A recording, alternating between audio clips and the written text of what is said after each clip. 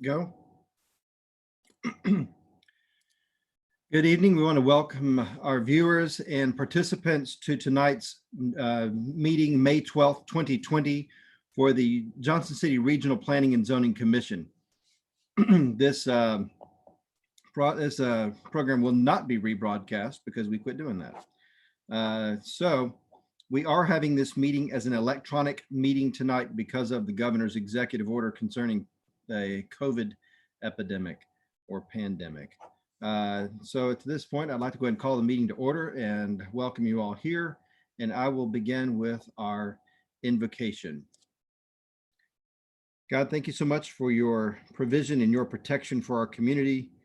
We pray for your wisdom and guidance tonight as we come together to do the business of planning and zoning for our city and region. May you give us clear eyes, clear minds, fair hearts as we work through this business. May the citizens be heard well. May we do their business well. And may you be glorified in our process. We ask this prayer in Jesus' name. Amen. At this point, I'd like for you to rise where you are for the Pledge of Allegiance, and I'll start us off. I pledge of allegiance to the flag of the United States of America and to the republic for which it stands, one nation, under God, indivisible, with liberty and justice for all. All right, thank you all for coming to our meeting. Our first item on our agenda tonight is the approval of our agenda. Do I have anybody who would like to make a motion to approve the agenda for tonight's meeting? Motion to approve. Second. Mr. Chairman. Second, all in favor, say aye. Oh, hold, please. Sure. Mr. Chairman, you had included in your packet an item which was a request from Mrs. Jamie Herman to consider re-hearing of the preliminary plat for Greenwood subdivision, which you approved. You approved that preliminary plat at the April 27 special court meeting. Staff requests that be considered under other items because it's really not an application that is in front of you for which you have to make a decision on. You will basically be deciding whether to re-hear the item or to dismiss it upfront. Thank you. I am aware of that request and concern. I think it is appropriate to put under other just for a discussion later to enlighten everyone and also make sure that the citizen's request is heard by the commission. And I think that's fine. I would be glad to amend the agenda to reflect that addition for conversation. Do I have a second with that? Second. Second. All in favor for approving the amended agenda? Aye. Aye. No, none opposed? Okay, so we'll move on with our approved amended agenda over to approving of the minutes from our last meeting dated Monday, April 27th, 2020. Have a motion to approve those minutes, or do we have any corrections, omissions? I'll Motion move. to approve. We have a motion. And Gary, General Harold, did you approve motion, and who seconded? Yeah, I got the motion or the second, whichever one you want. Okay. I think Jamie seconded it. All right, all in favor? Aye. Aye. Aye. And the minutes will be approved. I'll be glad to sign those again later, Nicole. So old business will be our first item up. We have one item of old business, and that is to reconsider the annexation at the intersection of Christian Church Road and Boone Station Road, otherwise known as the Sharp Farm annexation. Yes, Preston. Mr. Chairman, Hassan, forgive me just 1 second. Wanted to touch base with the commission. Had a conversation with the city attorney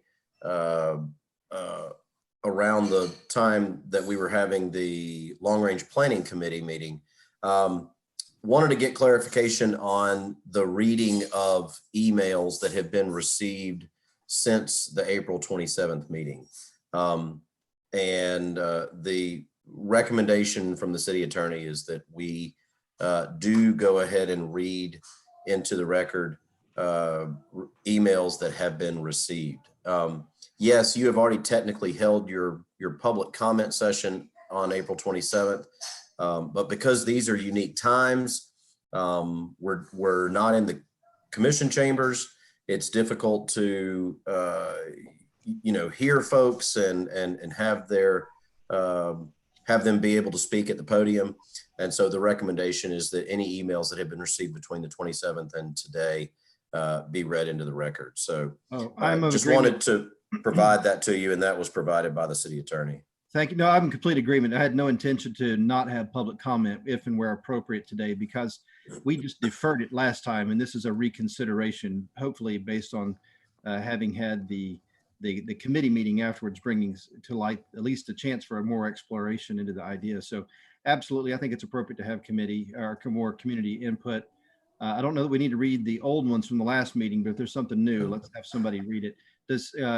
Who has them? And Commissioner Wild read them last time. Is she able to do that this time or no? I'm fine to read them again. I have a copy of them all. The new ones? Do you have the new ones? I believe Hassan sent them out to us just a while ago, and there was one other that he did not include in his, but I have a copy of it too, I think. Fantastic. Okay, yeah, you were about to ask, or you just answered one of my questions. There was a complaint or a concern expressed by a member of the public after the last meeting that not all were read. So we want to make sure that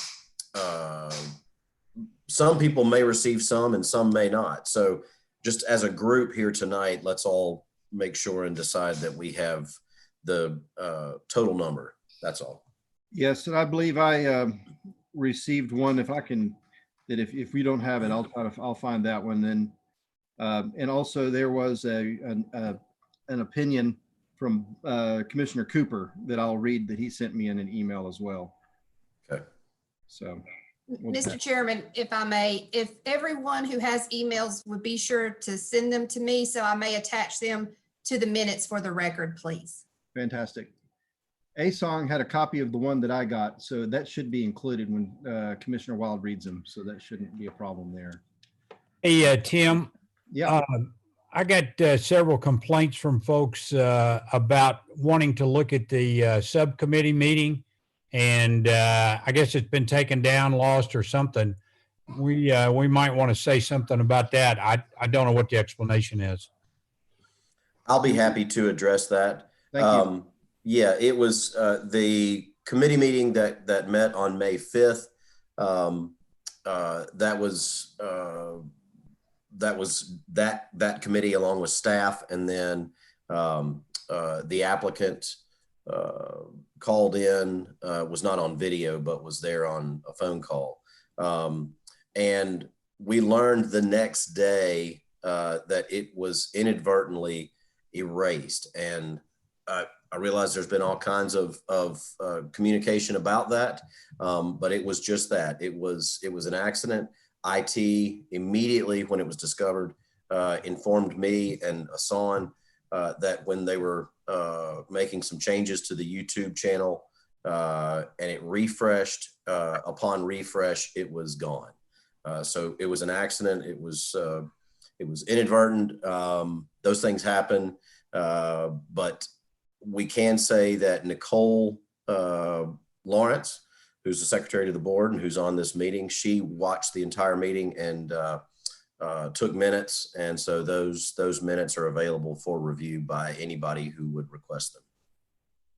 Nicole, or Stacy, the other letter that I got was from a gentleman by the name of Ronnie Miller. Yes, I think that one is included in Hassan's email. Okay, then I will not. The other one was received from somebody with the last name of Silliman. Okay. That I have as well. Very good. Okay. Hey, Tim, just FYI, Ronnie's a female. I think what the email came from Ronnie Miller's email address, but it was written by Randy Miller. That would explain the jazzy spelling. So, okay, got it. Hi, Ronnie. Sorry. I'm sure you're watching, but thanks for sending your information. We'll make sure it's read. And we want to remember that we do have the public in front of us. And I want to recall and remember that too. I'm actually very sorry we can't see your faces and interact with you in person regarding, I know, issues that are very important to you and important to us. And we want to handle those with dignity and with care and great care in our deliberation tonight. So please bear with us as we work through this new electronic format, but we will do our best to make sure Hey, everything hush. well. Jamie's dogs are handled. All right. So who would like to bring us up to speed on the deliberations of the committee and regarding the Sharp Farm annexation? Staff, would you like to present?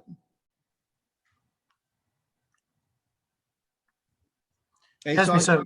Yep. Yes, Mr. Chairman, just to be sure, can you see my screen? Yes, sir. Okay.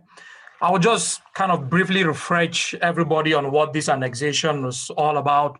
And then I will let the members of the committee that you formed on the 27th to give you an update or preview on what the discussion at that meeting was, so that we don't have any repetition. So basically, this is an owner-initiated annexation of a 19.5 acre piece of property at the intersection of Bones Station Road and Christian Church Road. That property is this area marked and highlighted. The property right now, it's about totals 36 to 37 acre, but the property owner is only requesting that we annex a section of it, which is 19.5 acres.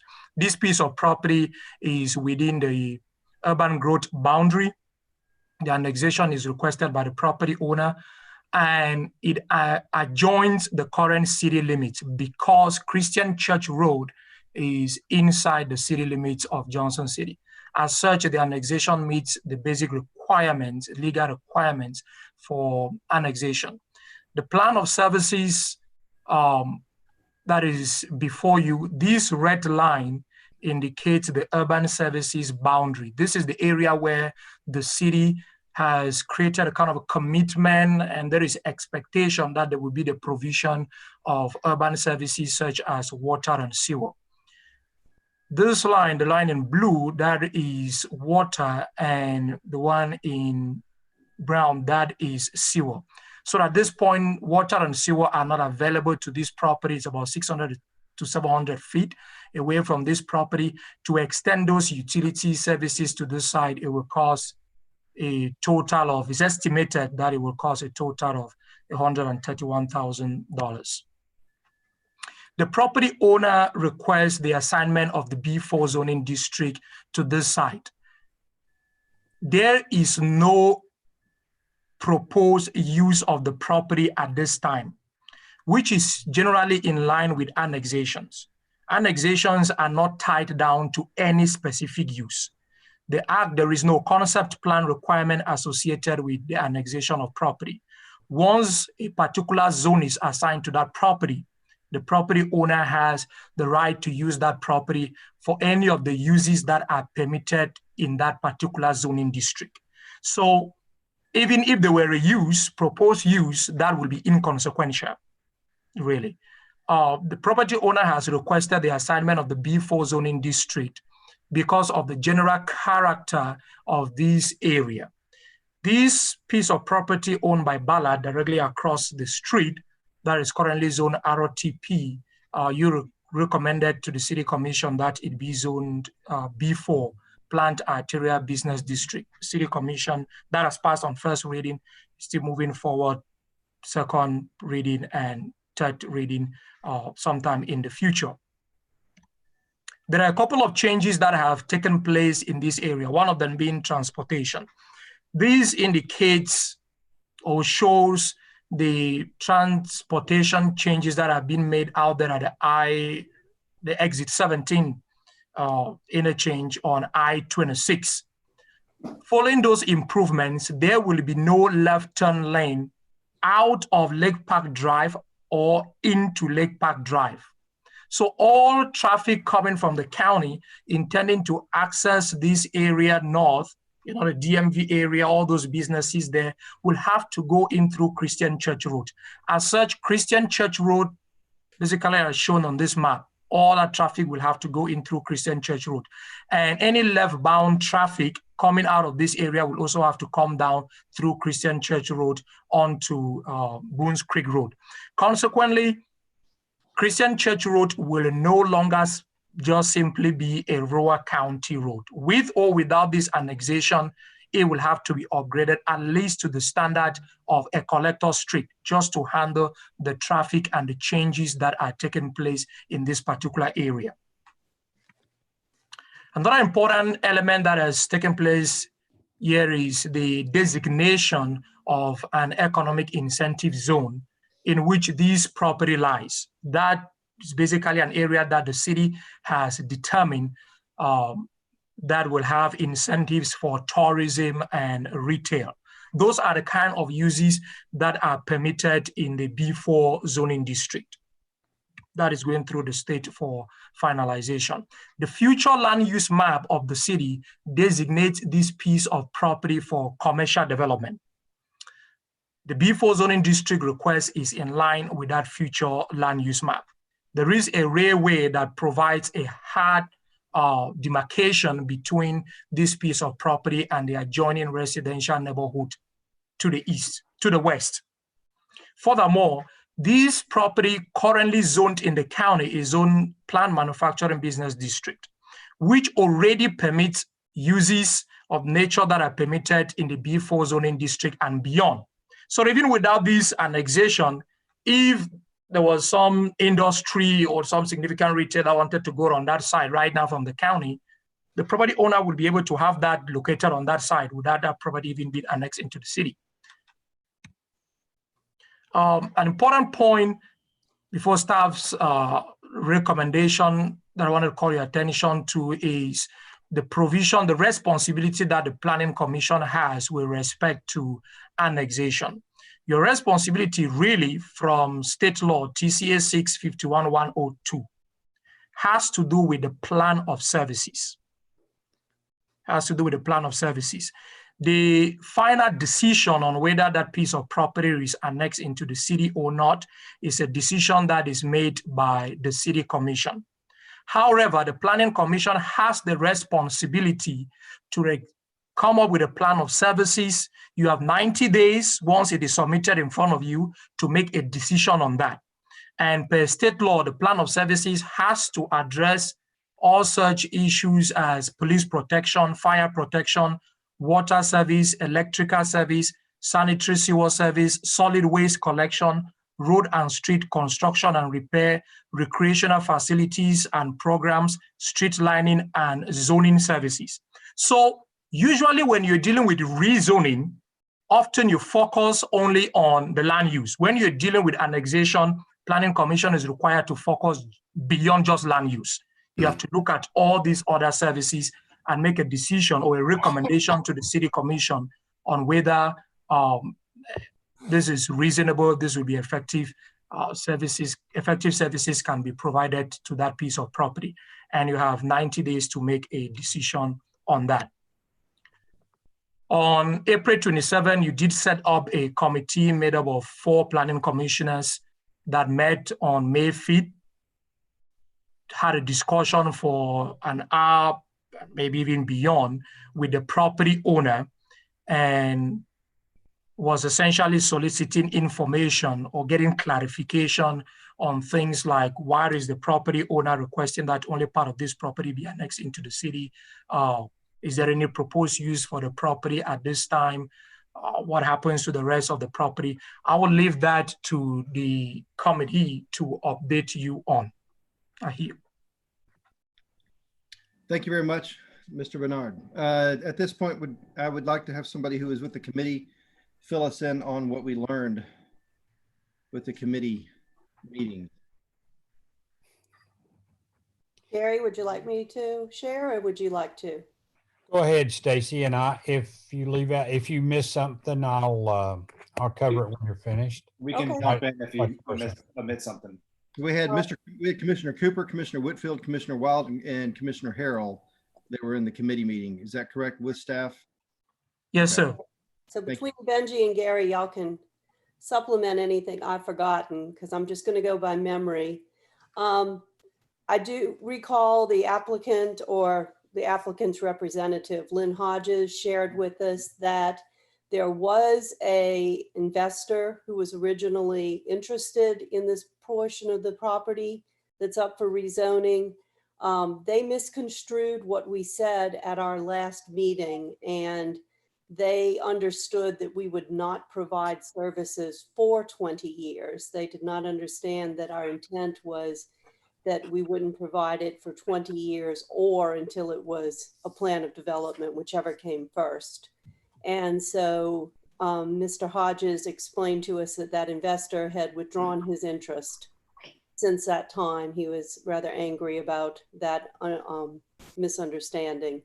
And he did not indicate whether or not he felt like that investor would return to the table once he explained what we really meant. There also is the adjacent property that's owned, the other 16 acres, which would be combined with some property that I think Lynn Hodges owns and another trust owns. There is some interest from another developer in that property, and they wanted to leave that for that developer to come in and request annexation and proper zoning for it. So that's why it was not being included. Those were the major points. Y'all want to add anything, Gary or Ben? I think you hit it pretty well. And I think Mr. Hodges was not happy with a lot of our answers and comments when he left, or we left. Commissioner Whitfield? Yeah, I think Commissioner Wild said it best. You know, we got some answers to some questions that we asked. I think there are several issues and questions that we couldn't really get satisfactory answers to. And in the end, you know, we asked everything that we asked that we needed to ask, and we're waiting to bring this back to the rest of the commission. As far as yielding new information, other than what Commissioner Wild said, there's nothing more that was yielded to really influence our decision makings at that time. But we'd like to open up now to the rest of the commission and see what everyone else has to think. Right. And of course, you know, we look at a number of things with the Planning and Zoning Commission, but one of the things we look at is planning and land use and exactly how it's going to be used. And as we bring in larger chunks of property into the city, it would sure be nice to do it in a very orderly fashion with a lot of transparency and understanding of how it's going to be developed. My thought is this is a very unique piece of property in the state of Tennessee with this incentive zone. And it is right off of an intersection, which is going to be very unique for our community as we lose places to develop out around major interchanges. So my concern has been that we really, as a planning body, evaluate not just the nuts and bolts of what we have, but the actual careful planning to get it right as we develop out, as we guide the planning for precious, I would say, just a resource of land that is there. I think it's remarkable that there's a lot of community upheaval against it, at least in the region near it. But from not just from a plan of services, how much does it cost to develop it for infrastructure such as sewer or roads? I think we need to look at it from a standpoint of the land use and the clear plan that is present. I think the B4 for the ballot it's a different story. Number one, there is a hard boundary of a road there. Number two, that area we're hoping is going to be B4 to help resolve our traffic problem.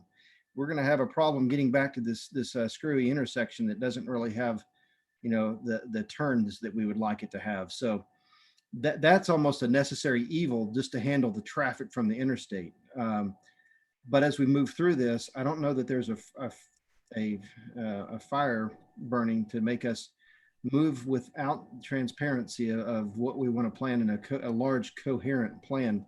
Those are just some of my thoughts as I've taken in input and looked at it.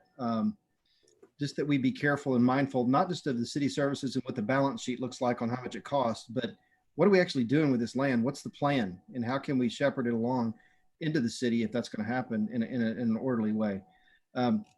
But those are some thoughts just about us thinking about land use, and I'll get off my soapbox. The point that we're at now is to ask any questions for staff before I think we read the latest comments. Do we have any questions for staff at this point? I have a question, Tim. Yes. This is Dr. Wild, and it's directed towards Preston.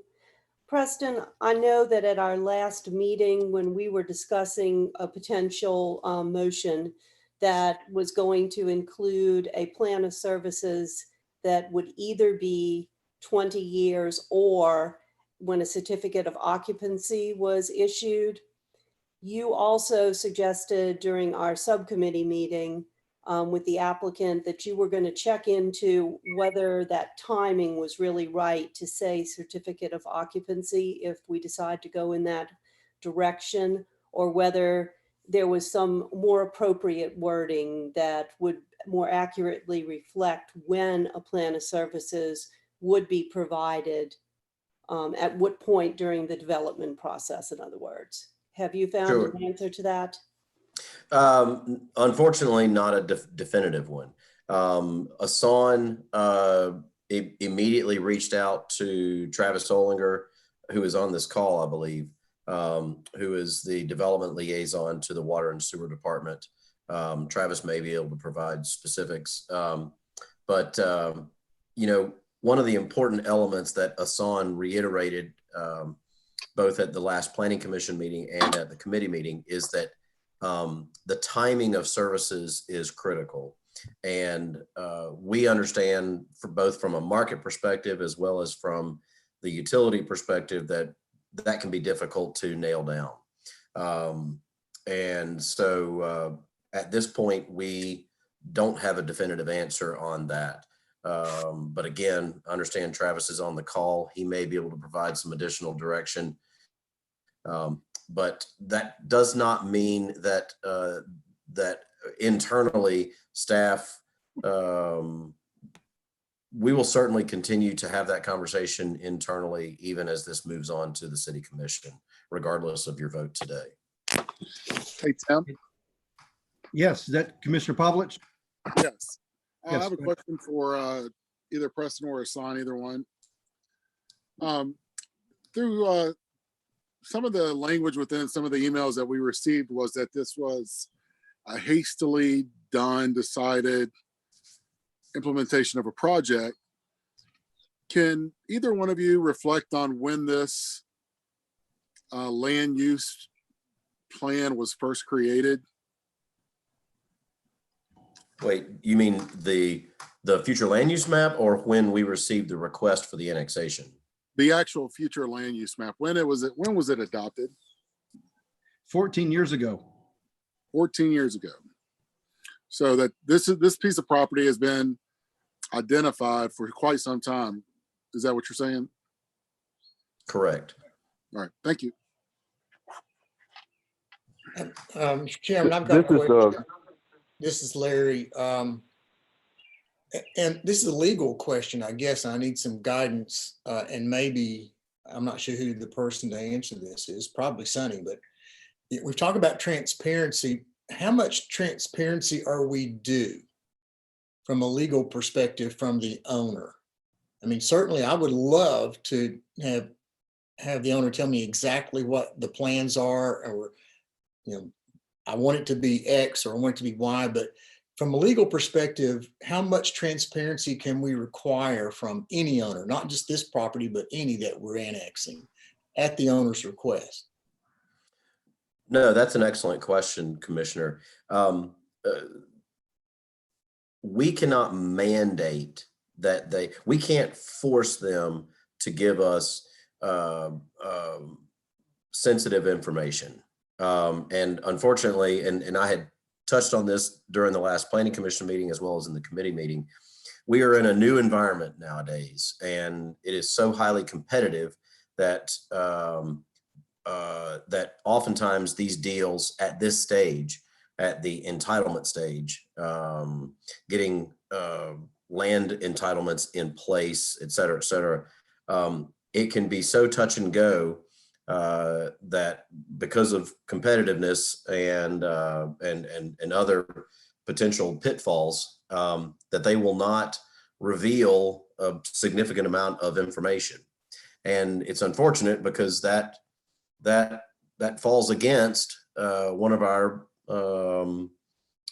principal annexation policies that was mentioned by Commissioner Hunter back when the smaller version of this annexation came through, and then appropriately mentioned again by Dr. Whitfield on April 27th. So your annexation policies are valid and should be followed, but it's difficult to meet one of those annexation policies because the market has become so competitive.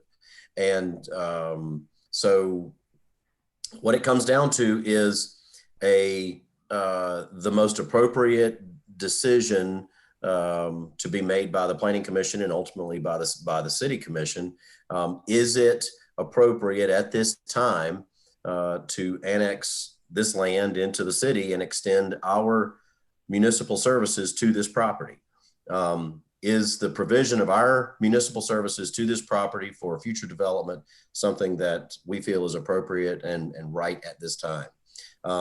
Our responsibility from a staff perspective is to provide you data points where you can to assist in making that decision, but ultimately it may come down to a political decision. It may come down to a planning and land use decision. There's a number of reasons why you all might vote one way or the other. But our responsibility is to give you these data points, and data points such as it falls within the urban growth boundary, it falls within the urban services area. The future land use map is X. And so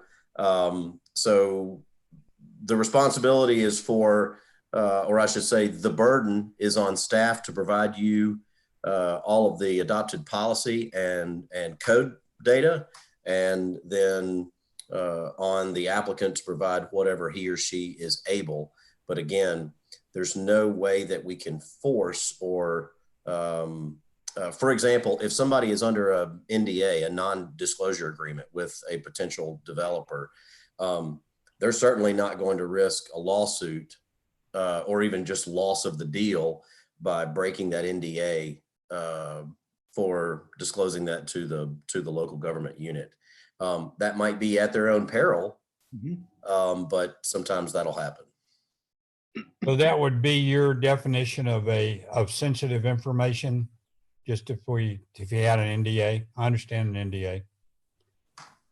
NDAs are, I mean, that's the definition of an NDA, is that it's sensitive enough information that they have, that folks have been forced to withhold information.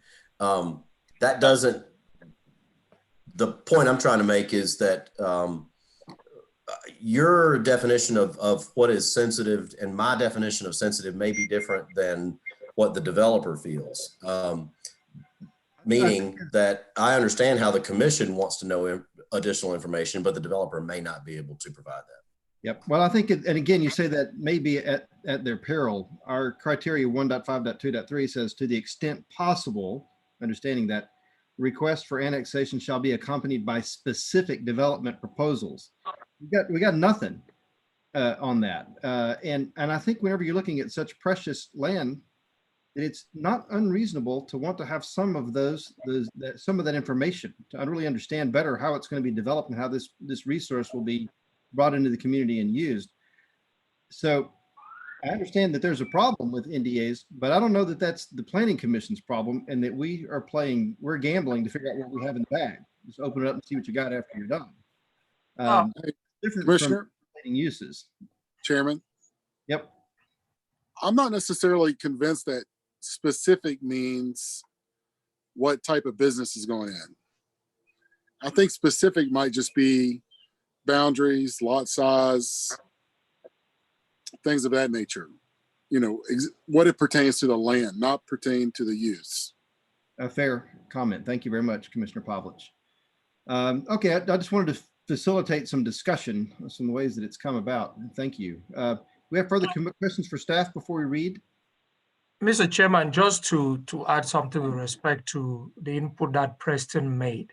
At the meeting, at the committee meeting, the applicant or his representative, Mr. Lynn Hodge, did mention that the potential buyer and developer of the rest of the property, not this one, but the rest of the property, which is this 16 acres and the adjoining property, that was going to be in line with retail and tourism. He did mention that.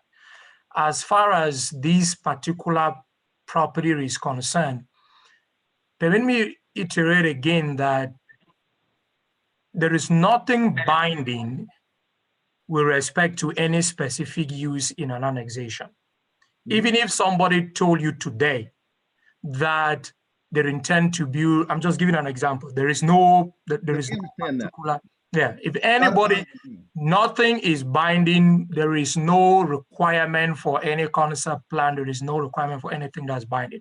The key thing is once you assign a particular zoning district to that piece of property, any of the uses that are permitted can go in there if they meet all other zoning requirements. And so the real question becomes, is it appropriate at this time for it to be a part of our city in designated B4 for whatever uses would be involved with B4? Certainly understand that, but it's a chance for us to make that decision and also to consider the people around it. I know what the land use plan says, but that's why we're here. There's a road there and there's a lot of upset people. So just something for us to consider as we move forward. It may not mean never, but it may mean not yet. Not with what we have. It's a pretty premature project. So just a thought. There are a lot of very upset people. I can barely drive down the road without getting flagged down. So I'm telling you, the feelings here are running very, very strong. And I think that needs to play into our decision-making process. And I don't know, Tim, are we going to have some time for people that are listening that are not board members to ask questions or make comments? I don't know. You mean for? No, so, right. So the, forgive me, my phone was ringing there. That was part of the clarification that I was trying to make there at the beginning, was that we will continue to receive additional emails, and we can read those emails. Now I can see where Ms. Sandos, the city attorney, just logged on, so she may be able to provide additional clarity, but I don't know whether or not the phone number is applicable, but we'll let her speak to that. Mr. Commissioner, this is Travis Olinger representing the Water Sewer Department. I'm sorry to interject, but if I could, there was a couple of points I was wanting to make about a previous comment. Yes, sir. I'd heard a reference to a 20-year time frame for the plan of services, and I don't recall that. Maybe I just misinterpreted what I was hearing earlier. It was my understanding that it was all like within a 5-year window and earlier, basically. And I just want to assure and make this clear that our department is aware of all the steps that's required to make service available. You know, we have to do a design. We've got to get necessary regulatory approvals, and then we have to construct. And we take all the necessary steps to ensure that there's not any delays on development. But that's my only 2 points. Thank you. Thank you. Yes, we appreciate that. Clearly, I think what they were talking about with the plan of services was not to just build it if nothing was there, but to give the city leeway to wait a significant period of time to build it if nothing was actually developed. But if it was developed, the spirit of the agreement that they were trying to craft would be that once it was developed, sure, we'll go ahead and put the services in. That was the concern of the commissioners, I believe, at the last one. So they were trying to figure out a way to tie that to the beginning of development, or they mentioned occupancy, but it seems a little late. Yard and Youth Services. And that was what they were discussing there. Sorry, I'm about to sign myself off accidentally. It's any Ms. Sandos, did you have anything to add for, especially for allowing for further public comment via telephone? I apologize, I've just joined in, so can you repeat whatever the legal question was? I'm not sure what you're referencing. Okay, great. We were looking to make sure that since this is particularly a sensitive subject, but for in period, we were wondering if we could allow for people to call in. Is there a phone number that's available for us tonight? We were going to read any emails that we've received up until now, but we're curious if there was any other plan or ability for us to comment on what was required there. I can comment for just a second. The screen that you're seeing has a phone number with a meeting ID and password on it. And they can call that number, put in that information, and they will be put in a waiting room. And at that waiting room, they'll be able to be entered into the meeting during the public input part, one at a time. And you'll just need to ask what their name and address is and proceed like normal. Okay. Correct. And is this can you confirm, is this the public hearing for, this is not new business, correct? This is the old business. This is the This is Sharp old business. Farm Annex. And your last meeting was open for public comment, correct? On this? Okay. You've met all the requirements regarding public hearing. It is, if you would like to have additional opportunity for comments, that can be done. It is not a requirement, though. As far as meeting the requirements for the Tennessee Open Meetings Act, there's a requirement for the public to have access to the meeting, not to participate. Okay. Since the line is open though, and it's been made available, all necessary requirements as far as the Sunshine Law and again that Tennessee Open Meetings Act are being met. Very I good. actually do have one in the waiting room whenever you're ready. Actually, yes, I have one. Okay. Does anybody on the commission have any objections to moving on to public comment at this point? I would say we entertain, if somebody's taken the trouble to call us, we should entertain them for 2 minutes. Chairman, I have just one more comment. Yes, please. I know that this is a sensitive issue and that there's a lot of emotion built into this issue. And I'd like to just remind us that the scope of the Planning Commission is to look at it as a planner. So our job is to say, is this a good move? Is this within our master plan? And does it meet what our guidelines are? As far as the emotion and the politics, I think that's for a different body. I think we just need to look at the land use itself and if the annexation makes sense. And I think that's what our scope should be. That's all I have. Thank you very much. It's good comments. And they're true. They're very valid. Okay. Does anybody else have anything else they'd like to say before we open up for public comment? Okay.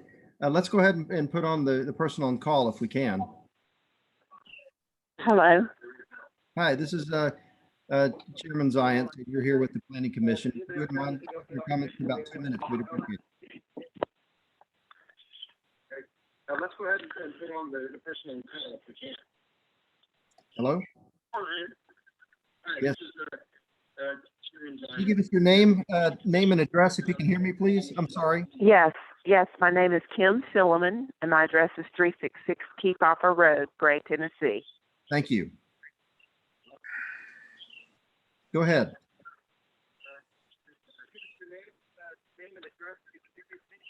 Hi, this is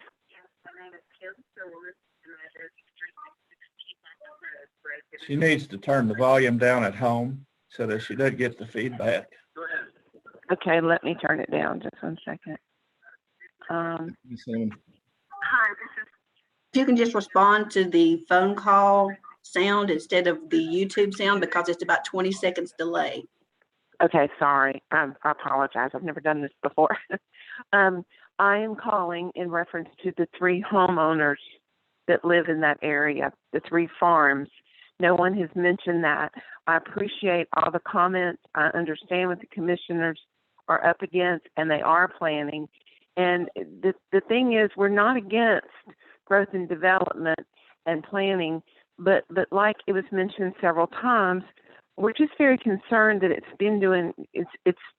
and the plan is so old that they had 14 years ago. That what was wanting to be developed or needing to be developed 14 years ago is not the same demands of today. And all we're asking is that this be carefully re-examined, and that our youth and our future generations are considered as what is going to drive them back to this area, what is going to prosper this area, what is going to complement Jonesboro and this beautiful area that we have. And so I think the plan needs to be more, and so do the committee members and the people of this area, to be more of a plan that's a whole plan, not just piecemeal together and haphazardly put together. Thank you, Ms. Silliman. Do you have anything further to let us know about it? No, just have a heart and take these homeowners in consideration. There are people that live in the homes right there. That is where our neighborhood begins, on Christian Church Road, where 3 homes and farms are. And that's all. Thank you very much for taking the time to call. We do appreciate you. All right, and thank y'all so much for allowing me to speak. Bye-bye. Okay, Nicole, do we have anybody else on the line? We have no one else on the line. Okay, Commissioner Wild, would you like to go ahead and read the comment that we have that's been new since last meeting? Certainly, we have several. I'm going to start with one that came from the email of Ronnie Miller.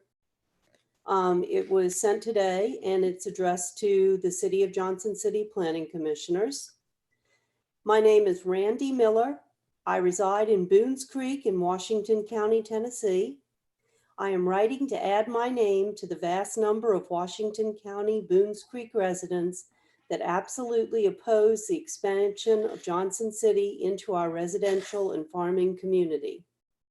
I have followed the aggressive, borderline, covert actions of the City Commission regarding our community for the past 2 years. It is very apparent to me that this commission has not been honest and forthcoming about the underlying incentives for acquiring our community. It is also apparent that this commission will go to any length to keep the truth from the good citizens of Boones Creek regarding who the people are that stand to benefit the most from this proposal. I have learned through my 68 years on this planet that many times when it comes to money and power, that things are not what they appear to be. I would ask this commission to ask themselves 2 questions. Are we being totally open and honest with the people of Boones Creek about this expansion? And is there anything that we have not shared with this community that will eventually come to light for which we will be held accountable? This rushed plan that affects the lives of so many good people of the Boones Creek community deserve that those questions be asked. Truth, honesty, and transparency should always be expected without exception of all of us, especially those granted power to make decisions for us. Sincerely, Randy Miller. Very nice. Thank you. Okay, and then there was another email. This one I received, and it was addressed to most of the commissioners. This one comes from KLM Silliman, and it was received today. It is from the Save Boones Creek Committee. We are writing once again to oppose the Christian Church Road proposed annexation. We are strongly opposed to the City of Johnson City taking over a county road zoned agricultural residential where our neighbors live and farm. We are strongly opposed that our livestock, natural landscape, and quiet way of life here in the county be disrupted, a way of life, farming, and natural habitat in which Tri-Cities was founded upon. We are strongly opposed to taxpayers' money being misused on a property that will take 109 years to see a profit and on projects the founding families of the area strongly oppose. We are strongly opposed to commercial businesses entering our neighborhood on the west side and east side of the curve of Christian Church Road, Boone's Station, where 3 of our neighbors live and farm. Commercial businesses need to be developed in commercial areas, not in neighborhood areas. We are strongly opposed to any kind of commercial structure built on the west side of Christian Church Road and at the curve of Boone Station to the railroad tracks that interferes in any way with the 3 homesteads located on Christian Church Road. We are strongly opposed to any type of medical rehabilitation center distributing drugs, as in the case now with a facility located in this area.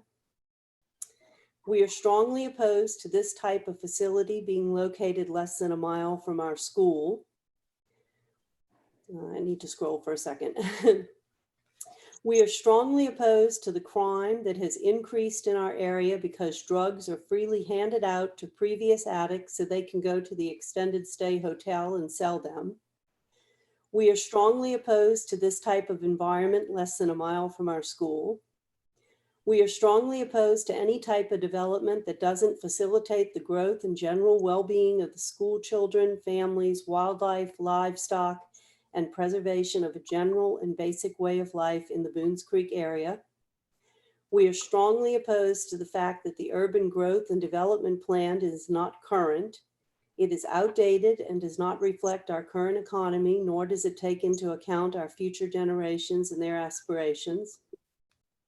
We are strongly opposed to any growth and development that doesn't complement the road to Jonesboro and what is already here, such as the many neighborhoods along Boones Creek Road, Boone Station, the railroad, the creeks and the springs that water the livestock, the natural habitat, the farms, the children, the families, the safety, the quiet.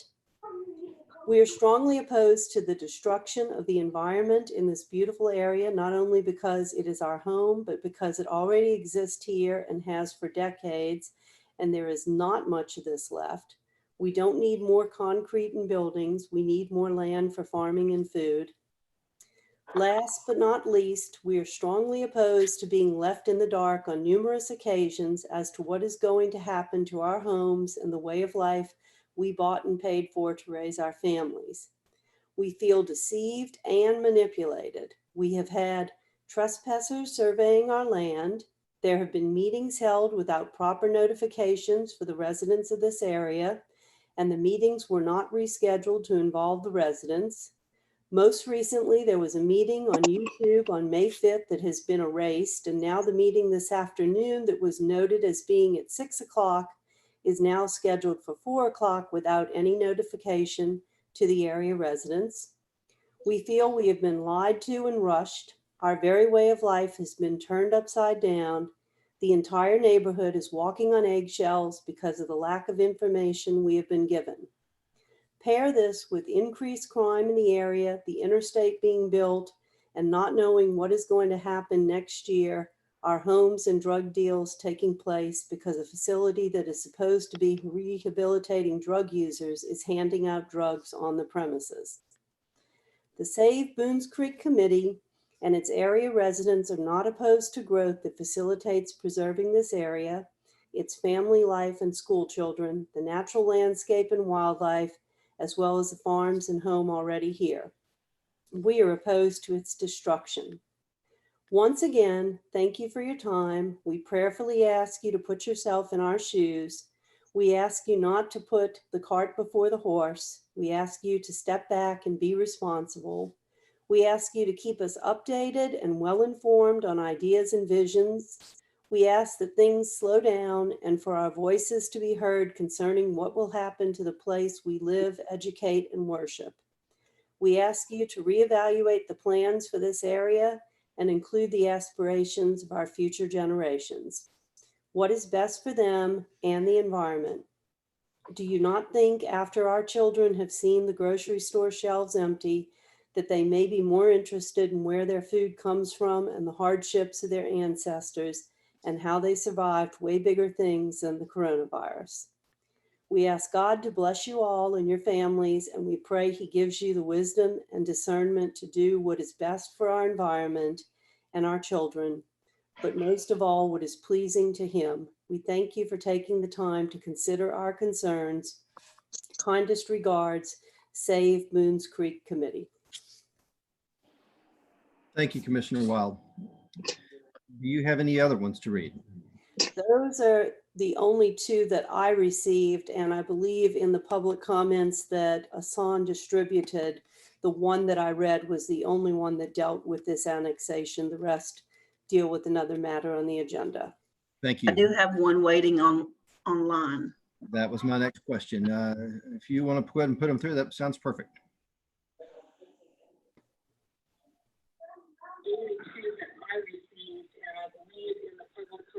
Hello. Hello. Hi, thank you for calling. If you have another volume in the background, you may want to turn it down. Okay. Your name and address, and we'll be glad to hear you. Okay, great. My name is Ronnie Miller. You spoke of me earlier. My husband, I sent his emails for him, so it was signed Randy, but we're United Front. We're at 201 Kiefhofer in Boones Creek. Thank you. Please proceed. Nice. Thank you for calling. Okay, great. I wanted to thank everyone there for their time and willingness to listen. I think that it does kind of continue, the conversations always continue to go back to land use. And the Suboxone Clinic comes into play, and I understand that there's absolutely no reason to believe that this newest annexation has anything to do with the Suboxone Clinic.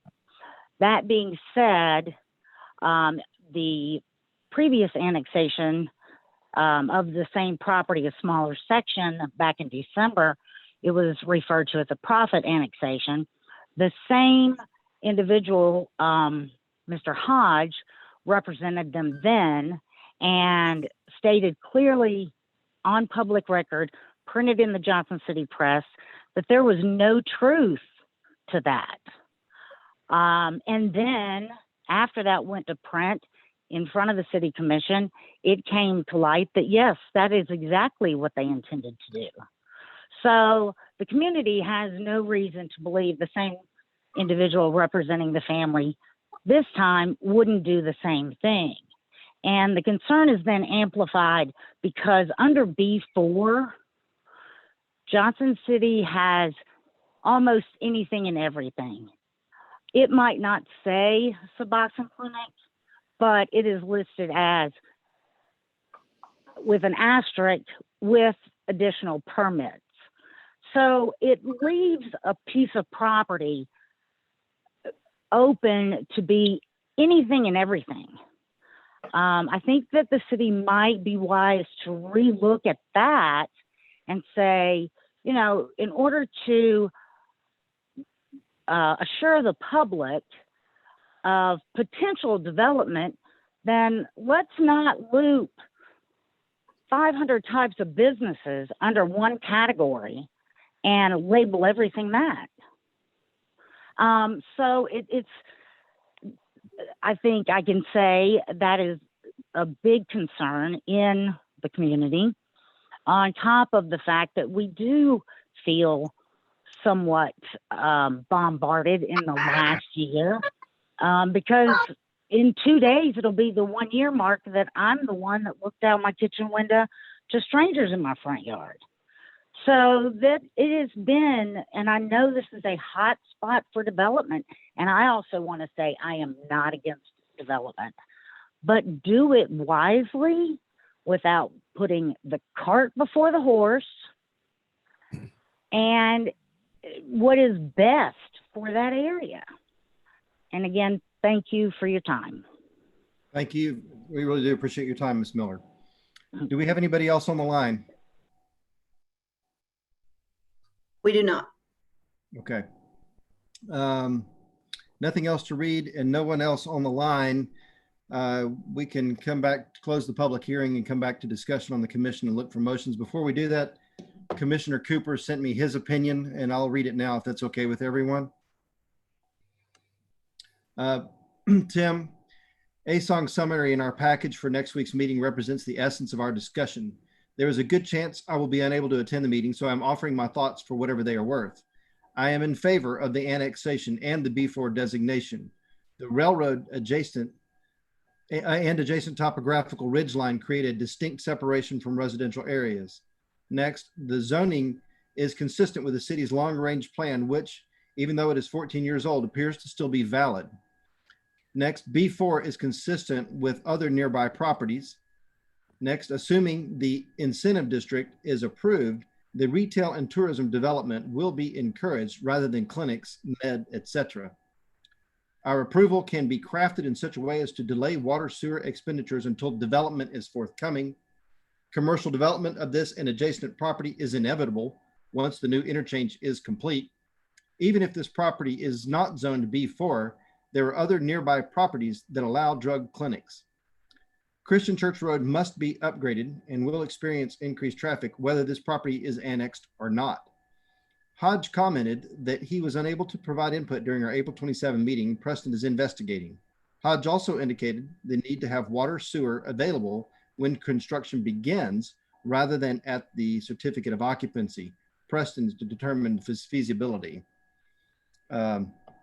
So that brings up the question of if we were to craft a plan of services agreement, that it could say, 5-10 years, put a time period in there, or can you put it when construction begins, breaks ground? We do that for certain other projects as a keystone. Preston, do you have any input for that? It's that last part of the condition where we have yet to have a final determination. The 5 years is something that sounds reasonable and was something that Travis understood, but Asan has made solid arguments in the previous two meetings that the last part of that condition unfortunately needs a little bit tighter wording on timing other than just as development warrants. And so we need to be able to hammer that down. I think it's clear we don't want to just say within 5 years, because if somebody invests a large chunk of change to develop something, they need to know that our point is that we want to provide it now if available, or take our time if you're not doing anything. Correct. But there was something to craft the ability to start it with the, is it whenever you have plans approved and you begin to, is Ms. Sandos there? Is there any other way we could, it sounds like if people are positive for this, they're going to have a hard time crafting the plan of services portion of this without understanding it. So I need some more input from. Well, but before we certainly want to allow the commission to do what they need to do in order to reach a decision, I would, if you're okay with this, Mr. Chair, I would ask that the rest of the commission kind of begin to decide how they feel on this before we worry too much about a condition right now. Let's see kind of where it looks like this thing's going. I think that the ability to link the condition to some timing on development, whether that's when development permits are pulled or upon formal request, or some other stage, we just need to be able to work that out with public water and sewer. Certainly Ms. Sandos needs to be a part of that conversation, but really need to have Travis and Tom in on that conversation. And I would agree. It's a little premature at this point to start making those considerations. Tim, nobody has brought it up, but you might want to mention what they asked us for a vote when that subcommittee met with Mr. Hodges. You might want to let everybody know what that vote was. So at the subcommittee, in considering this, the votes in favor would have included Bob, and the votes against it included Commissioner Harrell, Commissioner Wild, and Commissioner Whitfield were the three against it. Chair, Zayat, Yes. I do not agree with that statement. We Okay, that's how I was informed. That's why, go Yeah. ahead. No, Please correct me. we were informed by staff, and was my understanding that it was not appropriate for us to take any type of vote at that meeting. We did all express concerns, and they may be construed to indicate some support or opposition, as you may have stated, but we did not take a formal vote. We were tasked as a committee just to meet with the applicant and to try to gain additional information. And so we And bring it determined back. that was all that was appropriate. Okay, I think that's fair. So that was what I'd heard on dispositions, and I was under the impression a vote had taken place for some reason. So thank you for correcting the record in that. Regardless, whatever would have happened there is just a recommendation of a committee to this body that this is where the decision takes place. I'm saying that so that the community understands that this is where the decision takes place. And we, as a collective, are just a recommending body to the city commission. So regardless of the vote here, if the petitioner requests, this will go to city commission one way or the other, either as an appeal or as a consideration. Having been approved, even if it's disapproved, it can go as an appeal, and it's ultimately up to the city commission. We are just a recommending body. So just people understand what we're doing. What we're supposed to do, what we're not doing, which is just sort of check it all out. Yes, sir, Mr. Pavlich. I have a couple questions for Hassan, if I can. Are you opening it up for discussion? Yes, amongst the people here, absolutely. Okay. If I could, Hassan, are you there? Yes, sir. The radius that you had earlier on your tax incentive map, you had a circle drawn around the interstate for the, was that radius standard, or is that something that you picked up on? How did you determine that radius? Is that just a normal radius in planning, 1 mile, 2 miles outside of an interchange? No, that is the radius. That is the same map that the city commission used in approving the ordinance for the economic incentive zone. Okay. Yeah, that's the same map. It basically shows the properties that are included in that economic incentive zone. And this is just for the board and public as well. When a commission makes a long-range plan, typically what is that plan of services for? And is it 10 years, 20 years, 25 years when that plan's adopted? How long is those plans usually in place? Just to be clear, are we talking about the plan of services for an annexation, or are we talking about the future land use map of the city? The future land use map of the city. Okay, that is a long-range plan. It's not a 5 years, 2 years, 3 years plan. No, it's a long-range plan. And in some cases, it's 15 years, some cases it's 20, sometimes it goes up to 25 years. Cities set that up when they approve the comprehensive plan. So our plan, the current plan, was approved up to 2020. So it was a long-range plan that was approved from, I think the revision was made in 2006, right up to 2020. It's valid throughout that period. Usually, if there is need for some revision, cities can go back once every 5 years and touch something on those plans. If there is need for revision, but it's not a short-range plan. It's not a rezoning map. It's not something you adopt for 2 years, for 3 years. No, it's a long-range map. So that plan is probably not put together hastily. Would you agree? No, it wasn't put together hastily. There was a lot of work that was put into making Johnson City's comprehensive plan. There were surveys that were put out, actually about 2 or 3 of them. I've come across 2. There were workshops that were held, multiple workshops that were held.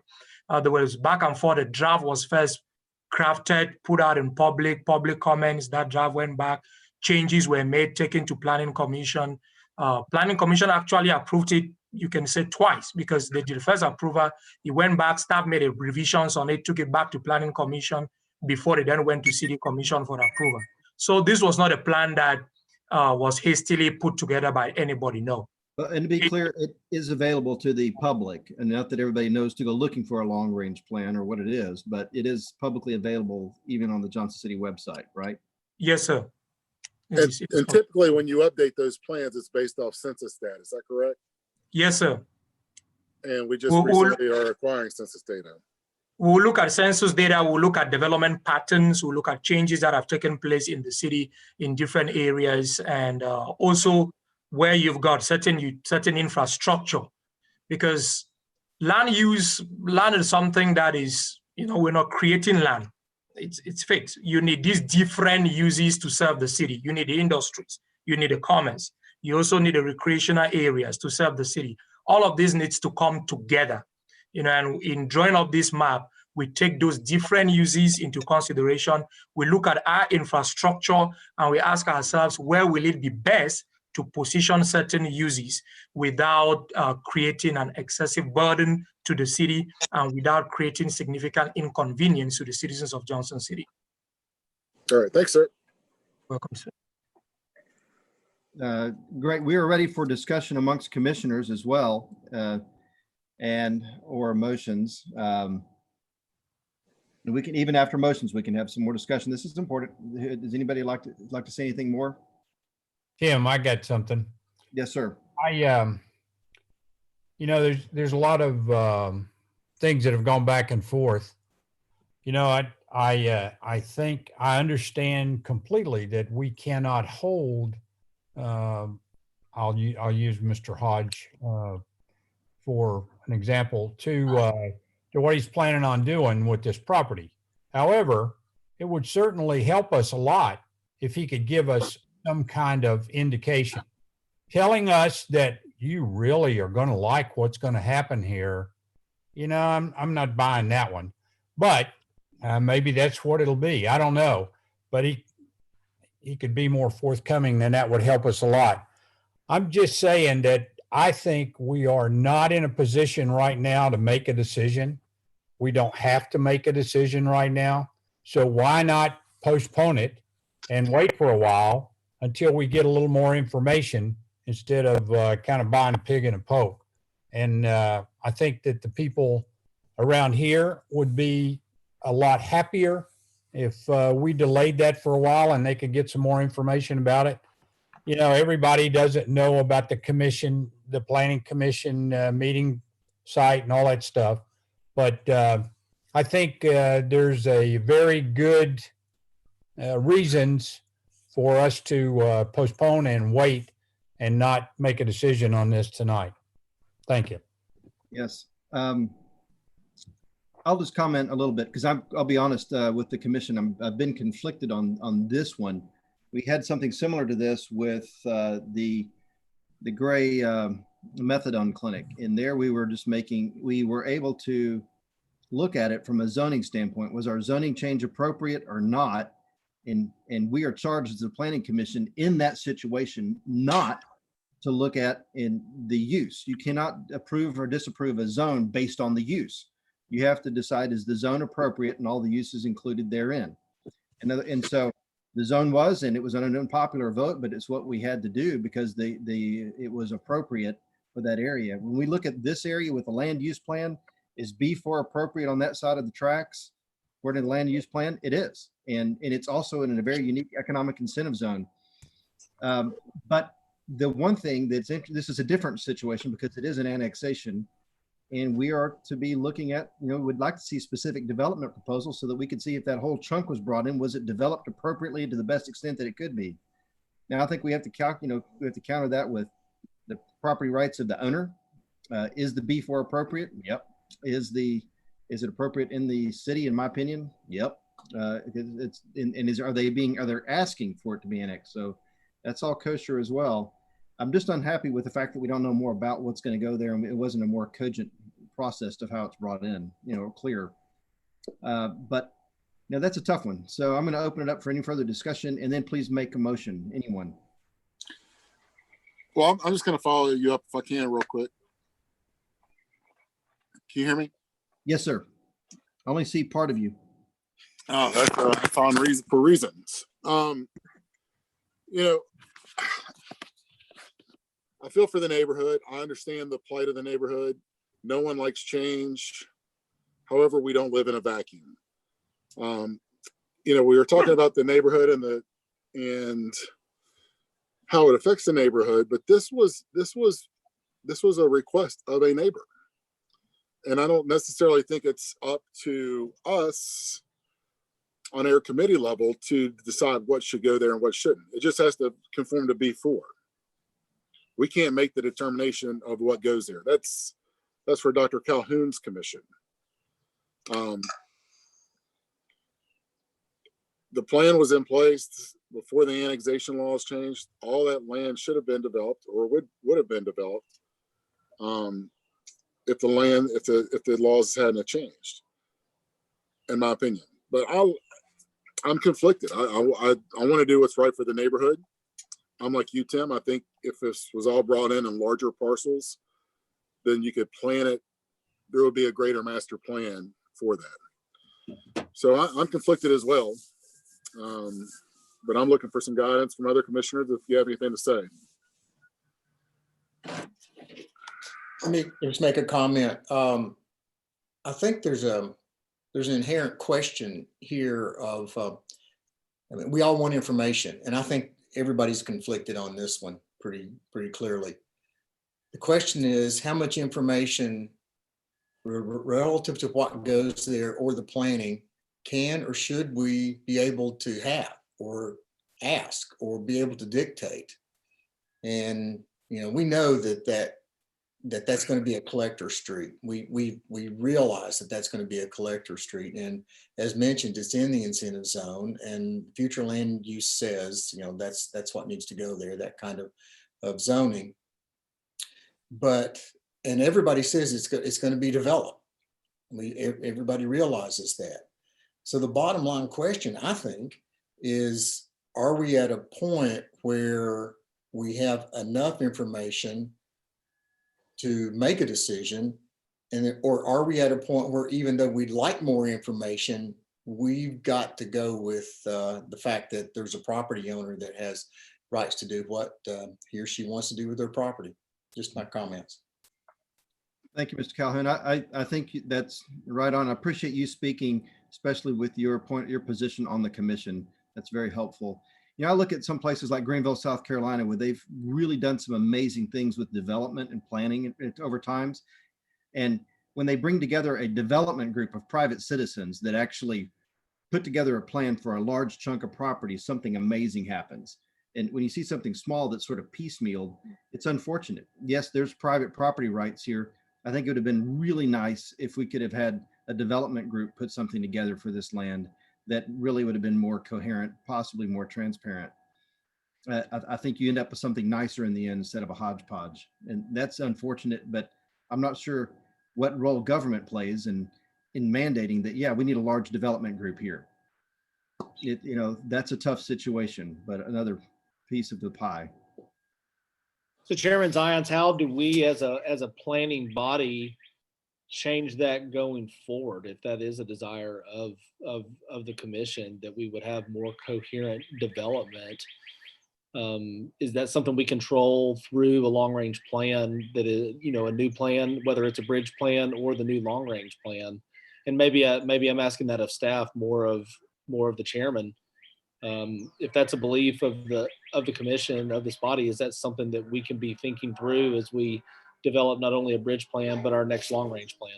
Yep, I might, staff, please speak up, but since he addressed me, I will say, I think that's the spirit of the criteria 1.5.2.3. We'd like to have as much information as possible.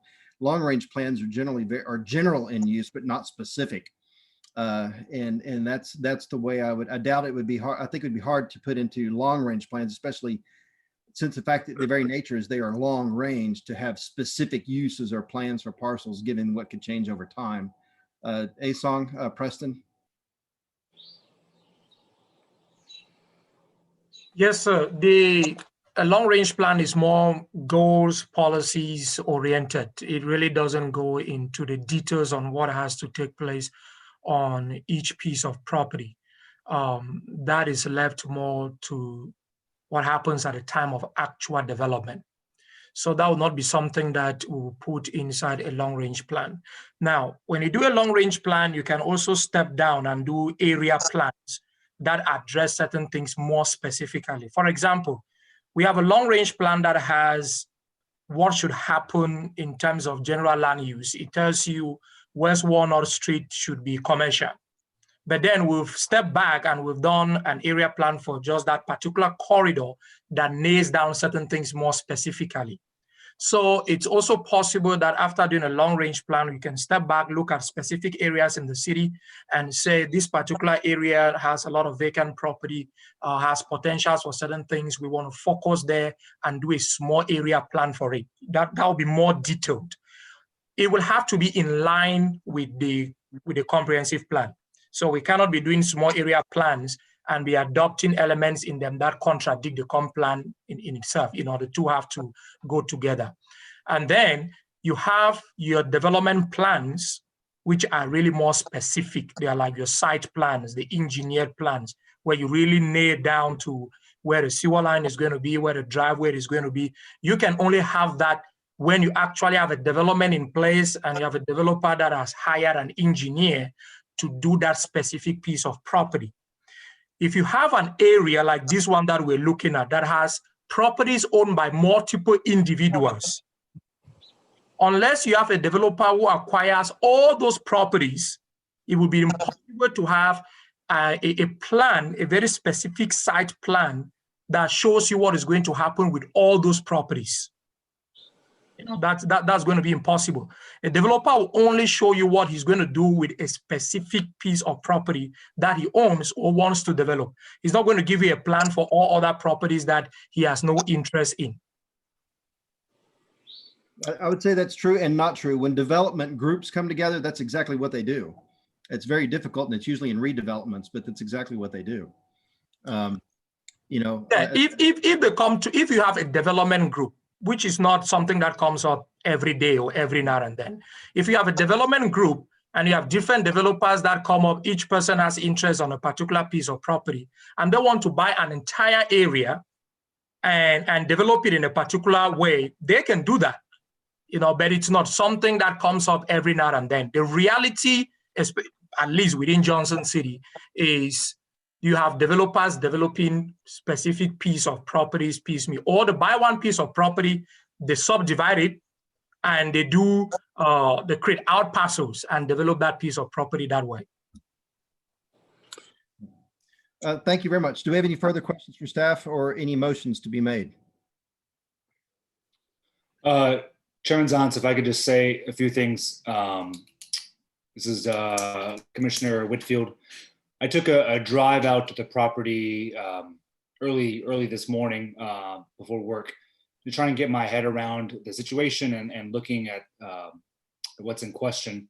And I was just driving, just thinking about the different parties and the different responsibilities that we have and the different parties that we're beholden to on this. And share my thoughts with this. You know, I think our first priority is to the applicant who's come before us with their requests, and the Prophet family and Lynn Hodge. And so taking that very seriously, their request. At the same time, weighing that with what we've heard from the community for the last 2 meetings now, and them calling in and writing in and their concerns.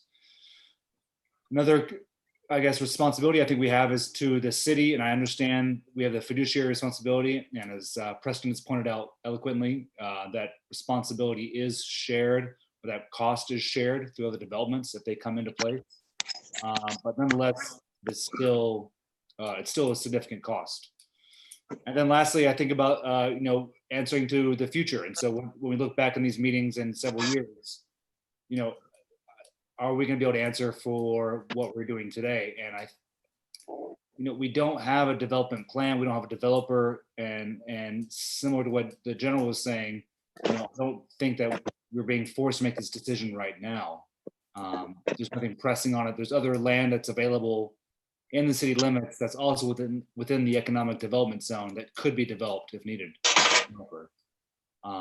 So I just wanted to share with you guys what's going through my mind and just trying to answer to these different factions and responsibilities that we have to different people. Thank you. Okay, do we have anybody ready to make a motion?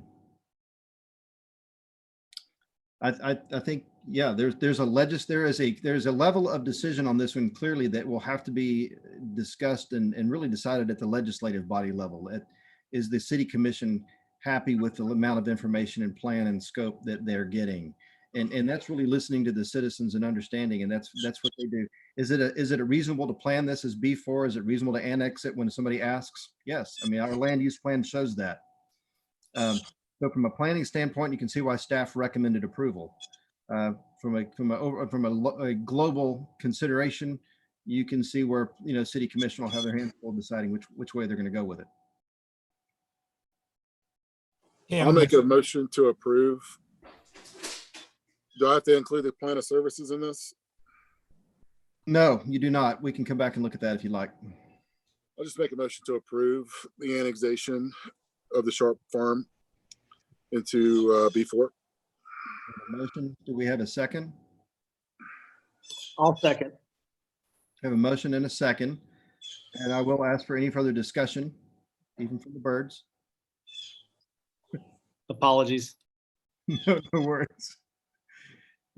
Okay, seeing no further discussion, I will ask Nicole to go ahead and call the roll for the vote. Commissioner Dagenhart,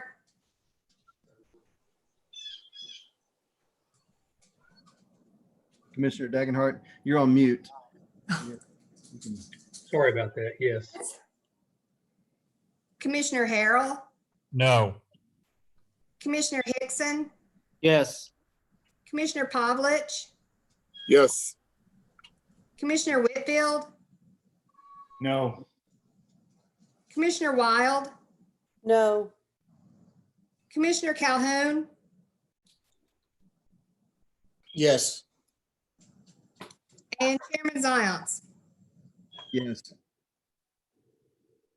Motion for the annexation and zoning was approved. Okay, we need to go over the plan of services, correct? And the zoning. Jamie, I'm so sorry. You had zoning and the annexation in that, correct? Correct. Okay. Is everybody clear that that's what we voted on? Yes, good. We will now need to discuss the plan of services agreement. Chairman, I think the one element from previous discussions, if you permit me to kind of introduce that, from previous discussion, the one element that we really kind of hung on has to do with when to provide water to that piece of property. I think that's really where we had a discrepancy between should it be worded such that there is a commitment to provide water to that property 5 years, within 5 years of annexation, or before any development on the site obtains a certificate of occupancy, or should it rather be, instead of certificate of occupancy, should it be when they pull a building permit? I think those are really the two things we have. The applicant, the property owner, the case he made at the committee meeting on May 5th was that when it comes to development of the site, at the time they're pouring footers on the site, doing the digging, it would be necessary that they have water available on the site. And as such, it would not be proper to wait till a certificate of occupancy, to the time of certificate of occupancy, before we can have water on that site.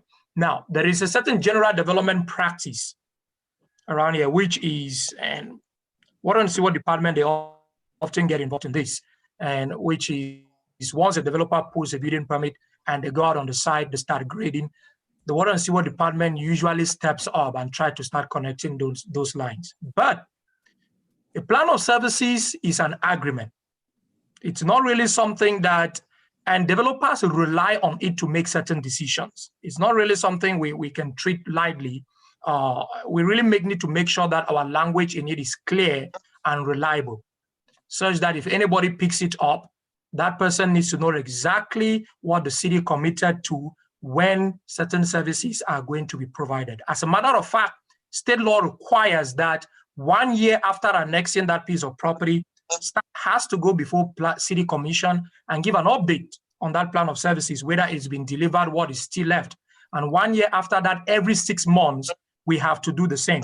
If anything has to change on it in terms of timing, then we have to get back with the property owner, agree on changing it, get back with the planning commission, you recommend that again, and we'll go to city commission to change it. That's how serious that document is. Thank you. Hassan, Yes, sir. Mr. Chair, if I could, the fact that you voted on the resolution and the zoning assignment, is it not possible, this is a question for Hassan, is it not possible to move forward with the resolution and the zoning assignment for first reading on the 4th, and then allow the plan of services to come back to the planning commission on June 9th? That way all three would come back together as a trio on June 18th, which would be normal timing anyway, correct? Because the plan of services would be introduced at second reading. I'm seeing Nicole shake her head yes. And so I think that I still am continuing to talk with Tom, and there's a real concern with just choosing or landing on a development timeframe, whether that's the front at permit issuance or the back with CO. I think that there's even another option out there that I'm trying to explore with him. So if it's possible, unless there's some legal prohibition, I would really ask that the board move forward with the resolution and the zoning assignment, and that we bring the plan of services back on the 9th. Can those plan of services now be designated by the city commission? By law, the planning commission has to make a recommendation to the city commission on the plan of services. And you have 90 days from when it is submitted in front of you to make a decision on that. If you do not recommend one after 90 days, then the city commission has the right to go ahead and do whatever Very they want to do. But you have to provide them a recommendation within 90 days. The law also requires that the plan of before we adopt a plan of services, there has to be a public hearing just on that plan of services. So you have a public hearing on the plan of services. You have a public hearing on the annexation, on the zoning ordinance, the ordinance assigning the zoning to the property. Those are two separate public hearings. So that's what we've been doing. Yeah. Yeah. And those could theoretically both occur on the 18th, on June 18th. I'm still a little confused as to why we would not be able to figure out an answer to explore some answers to the plan of services tonight. For example, 5 years or upon the developer's request, the owner's request. That's one. You're trusting them to request it in good faith that they're starting. I mean, I think the whole point is that if they're going to develop something, we want to go ahead and provide services to it. That's we're not trying to prevent the development. Understood. I would just ask that the board allow your administrative folks to be able to continue to work together to find a solution that is workable for water and sewer.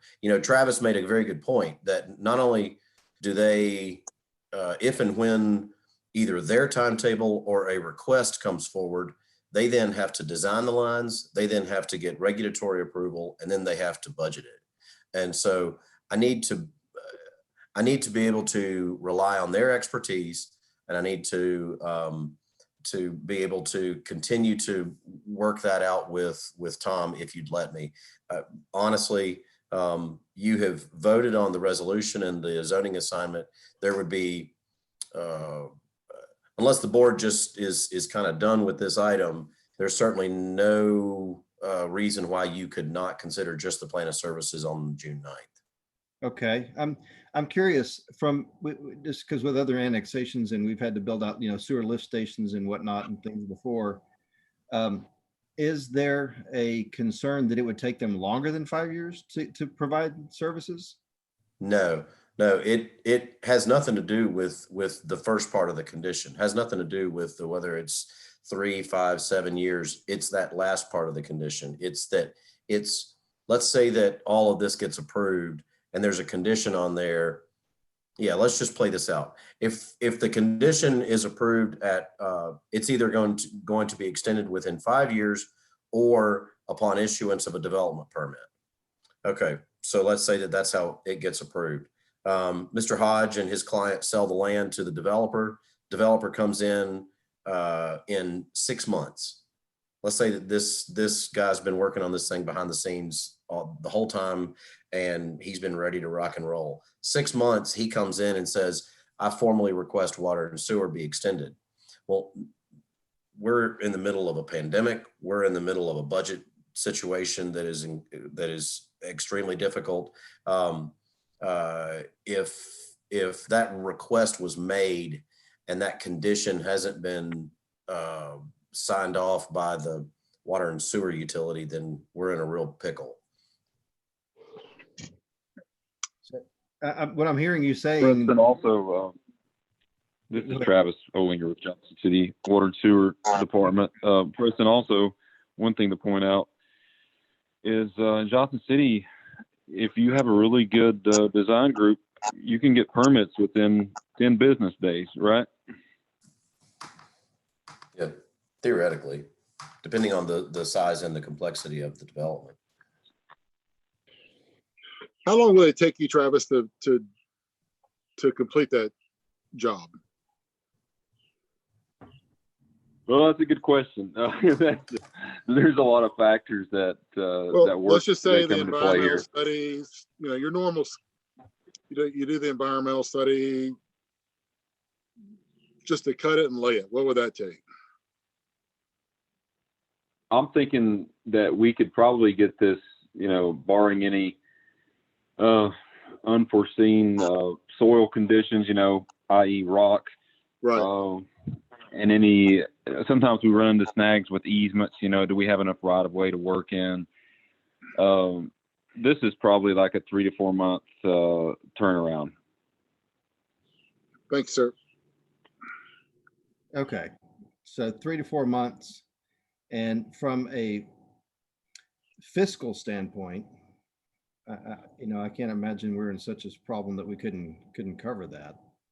Well, water and sewer is an enterprise fund, right? Exactly. Water and sewer is an enterprise fund, and you are exactly right that the $131,000 is relatively minimal in terms of their overall capital improvement budget. But this is not the time for us to discuss water and sewer's capital improvement budget. I think that I am very confident that we will be able to work out appropriate language with the water and sewer department. But because Travis has just now joined us on this meeting, he was not here for the 27th. He was not on the call with us on the 5th. We're in a virtual world. Asan and Travis are communicating virtually and not in person. I think that we're just in a different environment. And unless there's some specific reason that the commission is concerned with not voting on the plan of services tonight, I would respectfully ask that the commission allow the plan of services to go to the 9th. My question was, I misunderstood, would this annexation request in the B4 zoning, if we don't mention plan of services, will this go to the city commission before we have a plan of services agreement? Yes. For first reading. For first reading. For the first reading. Commissioner Calhoun, would that be acceptable for you guys, or would you like to have the plan of services? Well, you'd like to have the plan of services, but I think in this situation, I'd rather get it right. Okay. and I'm not only speaking for one commissioner, but I think having the annexation and the zoning be at one meeting would be okay. So do we need a motion to table it, or can we just move on? No, you would need a motion to table it to a date certain, and that date certain would be the June meeting. But I'm trying to read Hassan's face too. I want to make sure that we're not stepping on anything.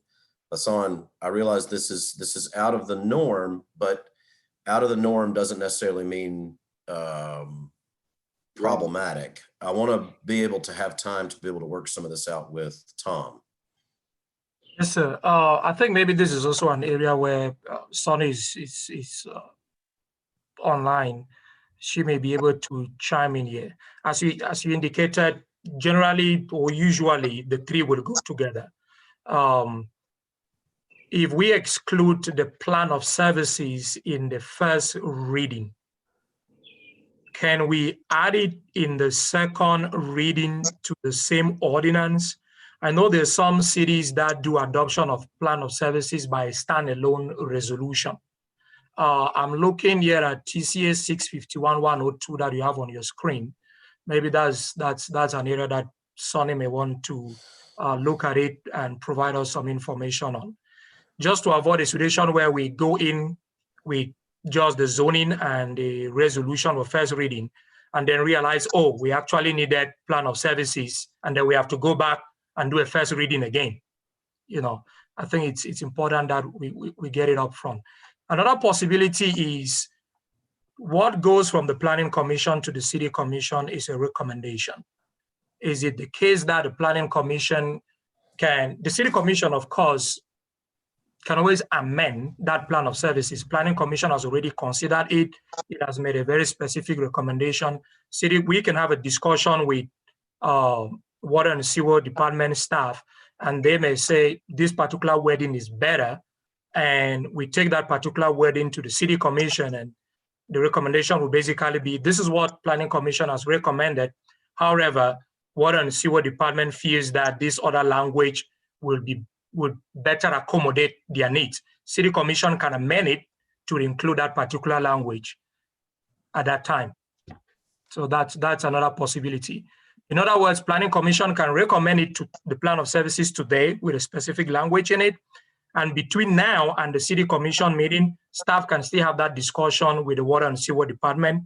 If there is any other language that is more acceptable or that Water and Sewer Department thinks we should rather use, those two can be presented at the City Commission for the decision. Understood. Allow me to ask a question to the chairman and the commission. And would that be acceptable to the Planning Commission? I'd like to hear what Sonny has to say about all of this. Sonny, are you there? She was on mute a minute ago. I'm dealing with some other issues with the kids. I only caught the part of what Hassan had stated. If there's an amendment, a substantial amendment to the ordinance that's presented to the Board of Commissioners, it has to go back to its first reading. So adding the plan of services is not an option between first and second reading. And then I apologize that I did not catch the rest of what Hassan had stated. I think what you just said kind of I don't know if I should say conclude the discussion, in the sense that we cannot have first reading just having the resolution and the ordinance without a plan of services, and then come second reading and then add a plan of services. I think that's what Sonny just said. So we need to have the plan of services up front. Okay, I'm just gonna throw this out and y'all can tell me if it's bad or whatever. No. I'd like to make a motion for plan of services to have services completed 7 years from now. 7 years is okay? You would need to specify which particular service. You mean the water and sewer extension? Yes. Do you feel from a administrative standpoint with 7 years, give you enough wiggle room to figure out what we need to do?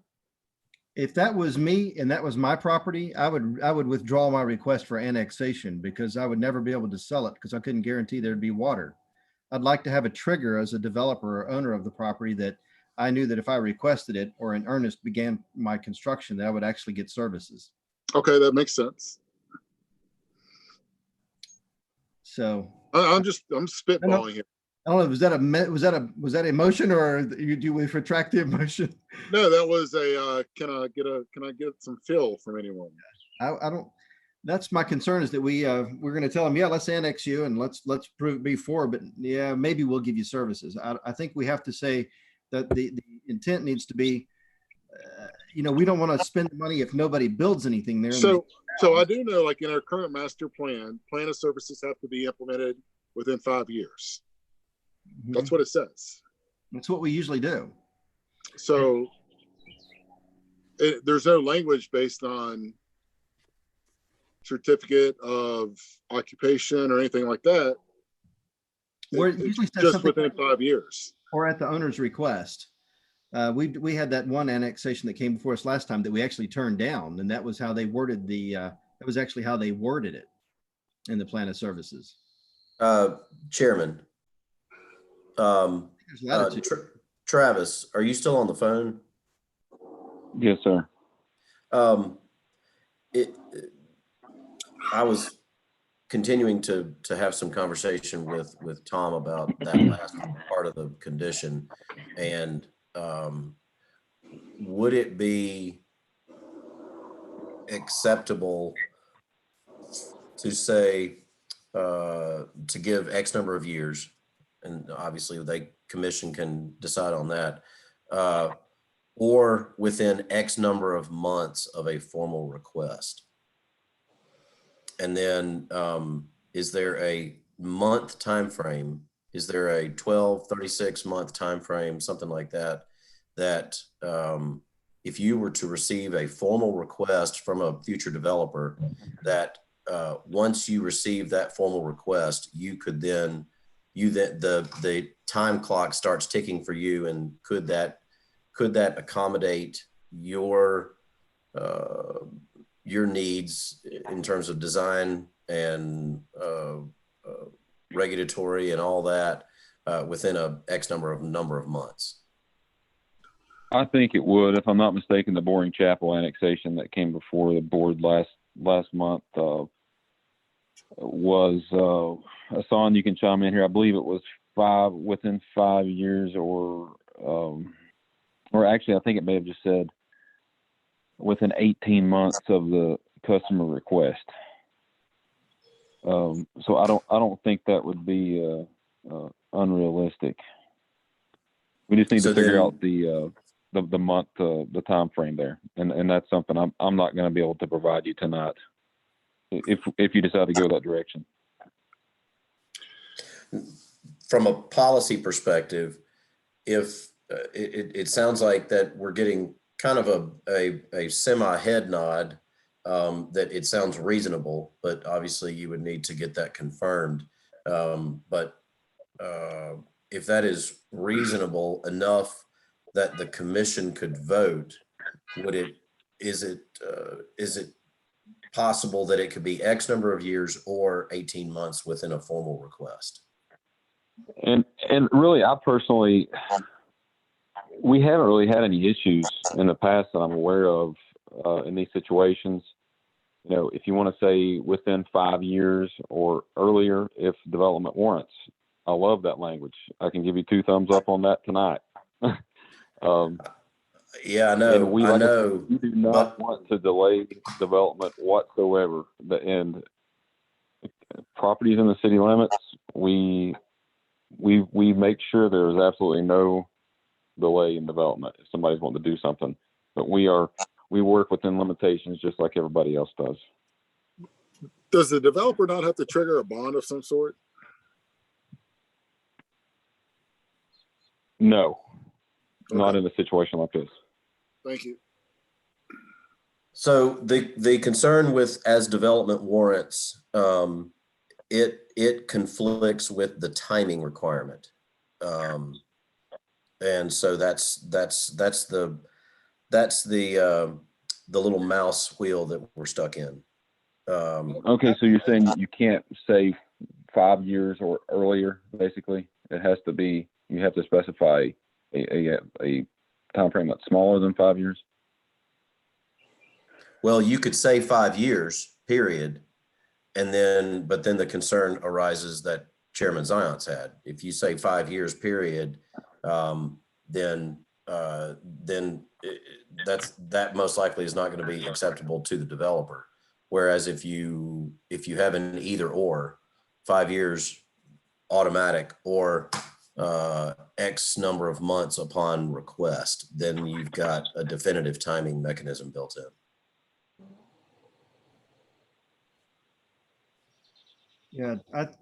Yeah, I think maybe we should explore the idea of making a 5 years or within 12 months type of idea after their request, and then we'll approve it and plan on sending it to the city commission if everybody likes it. And then if it looks like, hey, staff says that's not going to work, it can always table it and send it back to us and we can figure it out. Can anyone pull up how the language reads now? Yeah, I've got it.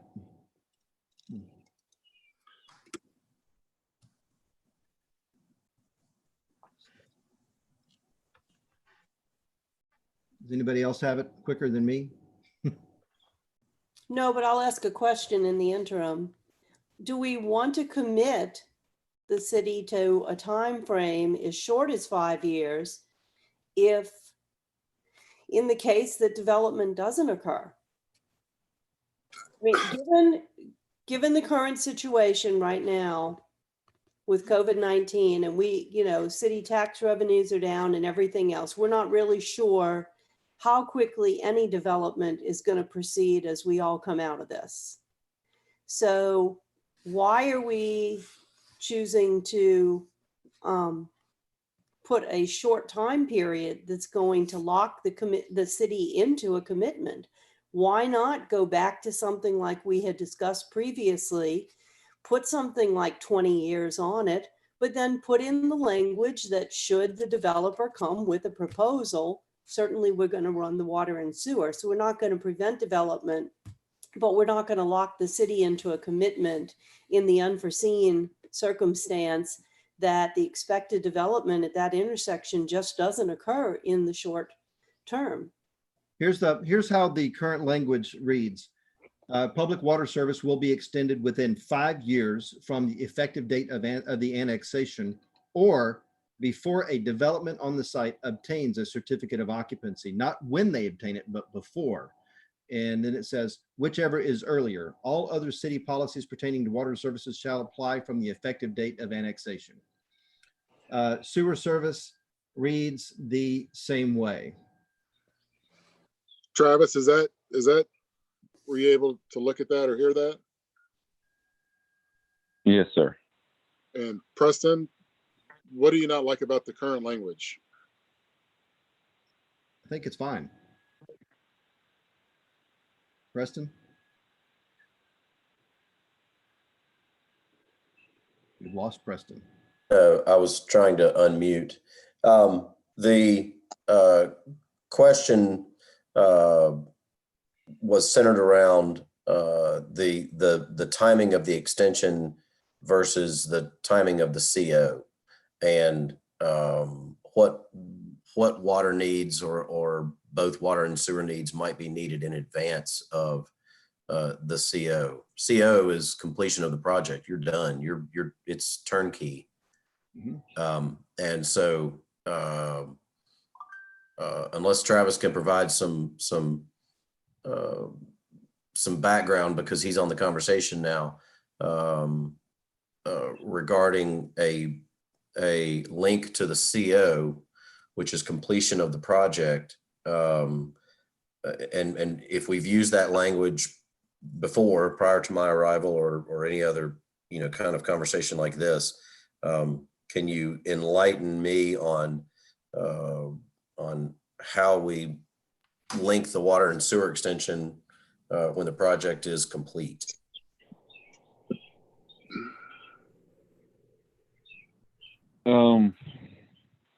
Well, we have used that language has been used in the past for, I can think of one annexation right off the top of my head for a sewer extension, maybe even two.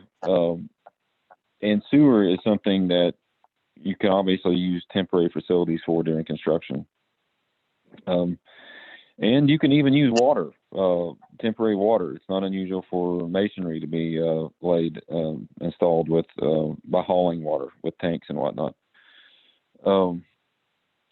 But the current language is, I think, built into it is an assumption that there's going to be a construction window that is somewhere between 6 to 18 months window. But I don't know for sure. And I would Did I imagine. answer your question, Preston? Yeah. I would really, I would really like to keep from trying to nail ourselves down to a commitment. But at the same time, we're not going to delay development. Right. Well, I'm not sure if we need to micromanage the city's commitments with the language. That's my concern. We've never done this before, that if we say, hey, when you get your certificate of occupancy, you're going to have your water. And if the way that we normally operate is that when the construction begins, you begin in earnest to make sure that you have the extension present, then you're good. I'm guessing, that that's how it would be approached. And I think the language takes that into consideration because it says before the certificate of occupancy is obtained, which means maybe once they draw up the construction plans, the city approves those construction plans. Travis immediately knows construction is about to begin on this side. They will be coming for the CO, so I better go out and start laying my lines. Exactly. And that's their professional job to do that. That's what they do. Sounds like the current language has worked. Yeah, exactly. Thank you. So I'd be comfortable with the current language. If somebody feels because of our current pandemic situation and economic uncertainty, you wanted to make it 7 years, okay. But still, if somebody decides they're going to develop, we're going to help them. Water Sewer Department is A-okay with current language. Okay. Do I have any thoughts, discussions, any motions on this so we can move along?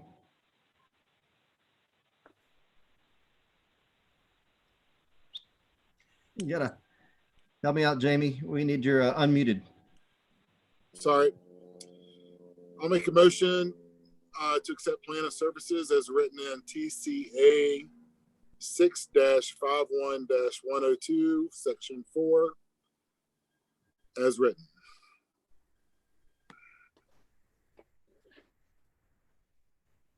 Second. I have a motion and a second. Do we have any further discussion? Seeing none, Nicole, please call the roll. Thank you, guys. Commissioner Dagenhart, Yes. Commissioner Harrell, Yes. Dixon, Yes. Commissioner Pavlich, Yes. Commissioner Whitfield, Yes. Commissioner Wild, Yes. Commissioner Calhoun, Yes. Chairman Zions. Yes. Okay. Motion approved as stated. All right. If anybody has any stamina left, let's get this meeting done. Let's go. All right, moving on to the next item on the agenda will be new business. Consider the Longo subdivision final plat for a piece of property along Antioch Road. Hey, Song. Are you seeing my screen, please? I'm looking to see your screen. I don't see your screen. Oh, let me see what may be going on.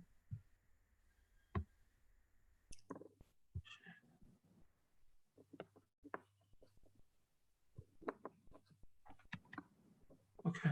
Yeah, I see something now. The Longo Flat, yep. Okay, thank you very much. Mr. Chairman, this is a request to consider the subdivision of a piece of property on Antioch Road. This is the piece of property we're looking at. It adjoins Willow Springs Park. It's outside of the city limits, but within your planning region. As such, it has to meet the zoning ordinance requirements of Washington County and the subdivision regulations of the Johnson City Regional Planning Commission. This area that is clear, that's the area that's in the city. This one that is kind of blurred, that is outside of the city limits. You have jurisdiction over this because it falls within your planning region. Staff has reviewed this. It meets all the zoning requirements for Washington County. Water is currently available to the property indicated here in blue, but it doesn't have sewer. So the developer will need to get approval from TDEC, Tennessee Department of Environment and Conservation, for subsurface sewage disposal. Also, the engineering division of the city has reviewed the driveway locations as proposed and determined that for this lot 1 and lot 2, it is necessary that the driveways be designed such that there will not be any backing into the street, just based on the topography and the curves that are in this particular area and in front here. So staff recommends that you approve this plat subject to the developer obtaining approval from TDEC. That's all these lots are going to perk for subsurface sewage disposal. Okay, thank you. Do you have any questions for staff at this moment? We got a lot of letters from some people that live out in there that indicated they think that it's very, very dangerous trying to pull out of there. You got any questions on it or any answers for that, Hassan? Not on this application, sir. That is a different application, not on this one. This one is the Longo subdivision plat. The one you're referring to is the preliminary plat for Greenwood, the villas at Greenwood. Okay, I thought I saw a couple from 2 or 3 from Antioch. All right, thanks. I don't have any comment on this one. So with the opening the public comment section, Commissioner Wild, anyone, do we have anything to read from public comment? Do we have anybody on the phone, Nicole?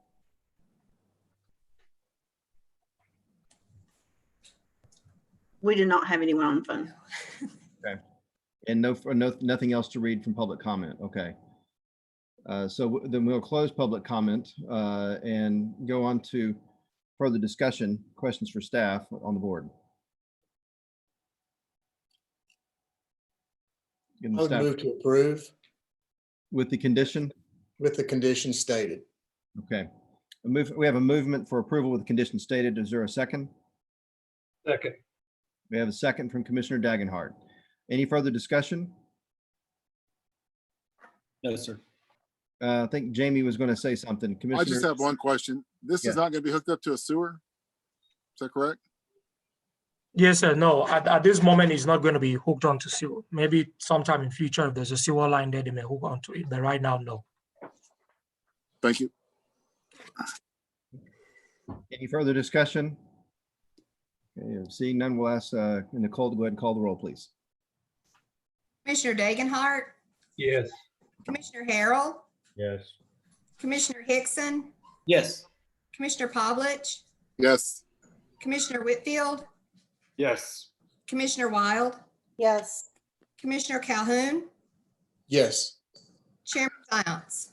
Yes, Motion approved with condition as stated. thank you. Next item on the agenda is consider rezoning at the property at 2919 Dorothy Street, Johnson City, from R2C, low density residential, to B4 planned arterial business. Madam Commissioners, this is a request from the property owner to rezone this piece of property, 2919 Dorothy Street, from R2C low density residential to B4 Plan Arterial Business District. Just to give you an orientation of where we are in the city. This is East Oakland. This is where you've got Wallace Import, the car dealership. This is North Roan Street. So if you get at that intersection and you take left, the very first street, that is Dorothy Street. This is a car wash across the street in that particular area. So this is the area we're dealing with. The property is right here. The property owner intends to use this property as a real estate office at this time.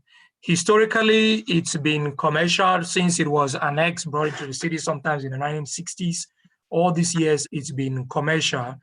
Sometime in 2003, the Board of Zoning Appeals approved a use variance for this property. It was a print shop there, and the Board of Zoning Appeal approved that it be changed from a print shop into a retail Mallory Fields, basically.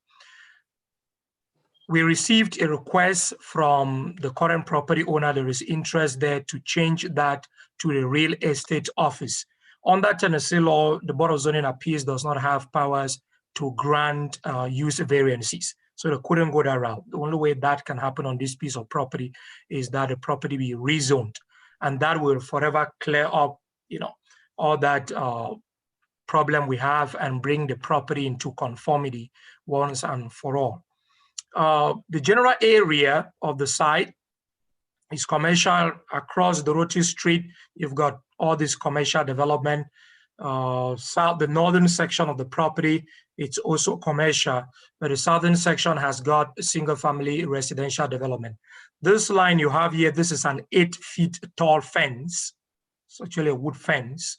And you've got a couple of accessory structures on the side, which the property owner is proposing to remove in order to create the minimum required parking spaces in this rear area. There's a current zoning map. The property is surrounded generally by commercial development B4 to the east, to the north of the property, and to the south, you have the low density residential district. So rezoning this property B4 will not be spot zoning. You will essentially be extending that B4, adjoining the property into that piece of property. The future land use map indicates or designates this property for residential development. But so does it designate many other properties south of West Oakland Avenue, as indicated on this map. The entire area in blue, that is commercial designation. The entire area in yellow, that is residential designation. This future land use map in this particular area is not really in line with the character of development, the way this particular area has developed over the years. Across adjoining West Oakland Avenue, that area has remained in this corridor, that area has remained commercial for decades, and commercial development in that entire vicinity is only increasing. So the future land use map is not really in line with the character of development in this particular area. In terms of the street network, North Roan Street, this area dotted in black, where you have these black dots, that is an arterial road, generally designed for high mobility, low accessibility. And then you've got the streets with the white dots. Those are collector streets that are generally meant for commercial and high density residential development. The other streets that do not have any of those markings, those are local streets, things like lanes and other local streets that are generally suitable for residential development. Staff does not believe that rezoning this property B4, although it adjoins the Dorothy Street, will create any significant impact from a transportation perspective. The property is 145 feet from West Oakland Avenue. Anybody going to do business on this site will likely just go in through West Oakland Avenue instead of going in through the neighborhood that adjoins this piece of property, just because of the proximity to that intersection. In terms of land use compatibility, this is the current land use map in the area. All of this is residential. There is a mobile home on this location. These other spots are vacant, and this is generally commercial.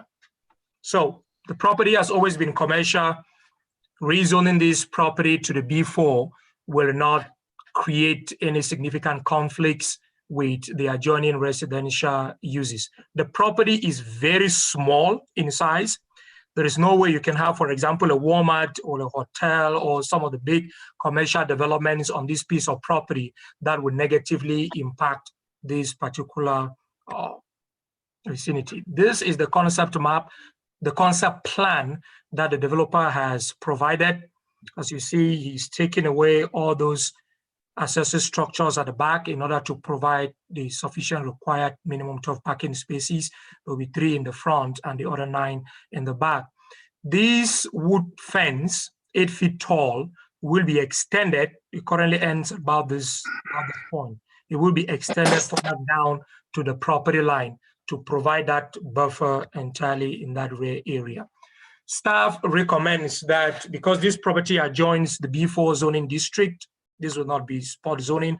The lot is very small in size, and as such, we do not foresee that there will be any huge significant development on that side that will have any negative impact on the adjoining residential neighborhood. It is very proximate to West Oakland Avenue, which is a commercial street, which is a collector street suitable for commercial and high density development. And although the future land use map designates this property for residential development, the West Oakland Avenue area of this property has remained commercial, and this property has historically been used for commercial purposes. The applicant held virtually the neighborhood meeting yesterday. There were no participants. Staff has not received any calls opposing this rezoning. Staff placed a sign on the property, has not received any call in opposition. Staff recommends approval. Thank you, Asong. Do we have any questions for staff regarding this rezoning? No. Okay. Thank you. Let's go ahead and open up for public comment. Do we have any to read, Nicole or Commissioner Wild? None that I'm aware of. Okay, thank you. And do we have anybody on the phone? We do not. Okay. We'll go ahead and close public comment and then go ahead and open up for motions or discussion on the commission. Chairman, this is Commissioner Whitfield. I'd like to make a motion to approve. We have a motion to approve, and we have a second from Commissioner Wild. Any discussion? Seeing none, go ahead and call the roll, Ms. Lawrence. Commissioner Dagenhart, Yes. Commissioner Harrell, Yes. Commissioner Hickson, Yes. Commissioner Pavlich, Yes. Commissioner Whitfield, Yes. Commissioner Wild, Yes. Commissioner Calhoun, Yes. and Chairman Zayance. Yes. Motion approved. Thank you. Next will be item number 3 of new business, which is consider amendments to the access standards and plat certifications provisions in the Johnson City Regional Planning Commission subdivision regulations. Chairman, Planning Commissioners, before you is a request to amend the zoning, the subdivision regulations of the Johnson City Regional Planning Commission pertaining to multiple section 3.4 dealing with multiple building development and access standards as you have in your packet. This is an item that the Land Use and Transportation Committee has worked on for months. There have been multiple working sessions on this. Staff also presented this to you at your meeting in March of this year. At that meeting, you scheduled a public hearing for this. That was scheduled for the meeting on April 14. But there was no meeting on April 14, so we had to re-advertise this. State law requires that we provide minimum of 30 days notice in the newspaper. There has to be a legal ad before you can hold a public hearing on this. So that was provided for this meeting today, May 14, May 12. When the committee met, the committee decided to take a solution approach to the problem that we were dealing with. This was centered on the issues of private drives in the city, the problems we've had with homeowners associations requesting that private drives be dedicated as public streets.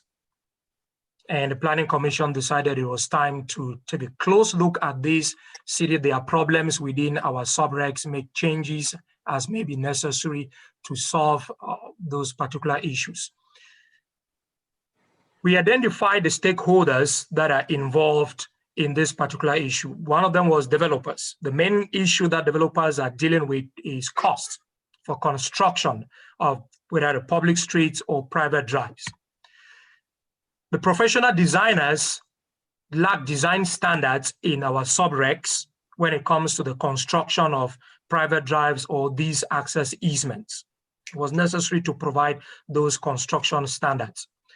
As public authority, when we take these private streets or private driveways, we make them public, the city accepts maintenance liabilities for them.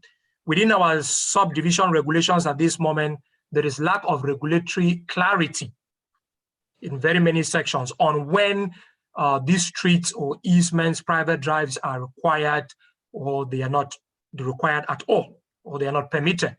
So we had to adopt regulations or propose regulations that will clarify that. Section 3.4 of the subregs also makes significant confusion on the use of ownership and development types as criteria for whether you construct a public street or you construct a private street, an easement, or a private drive. Now, ownership changes, development types change. Today, it may be viewed as a condominium.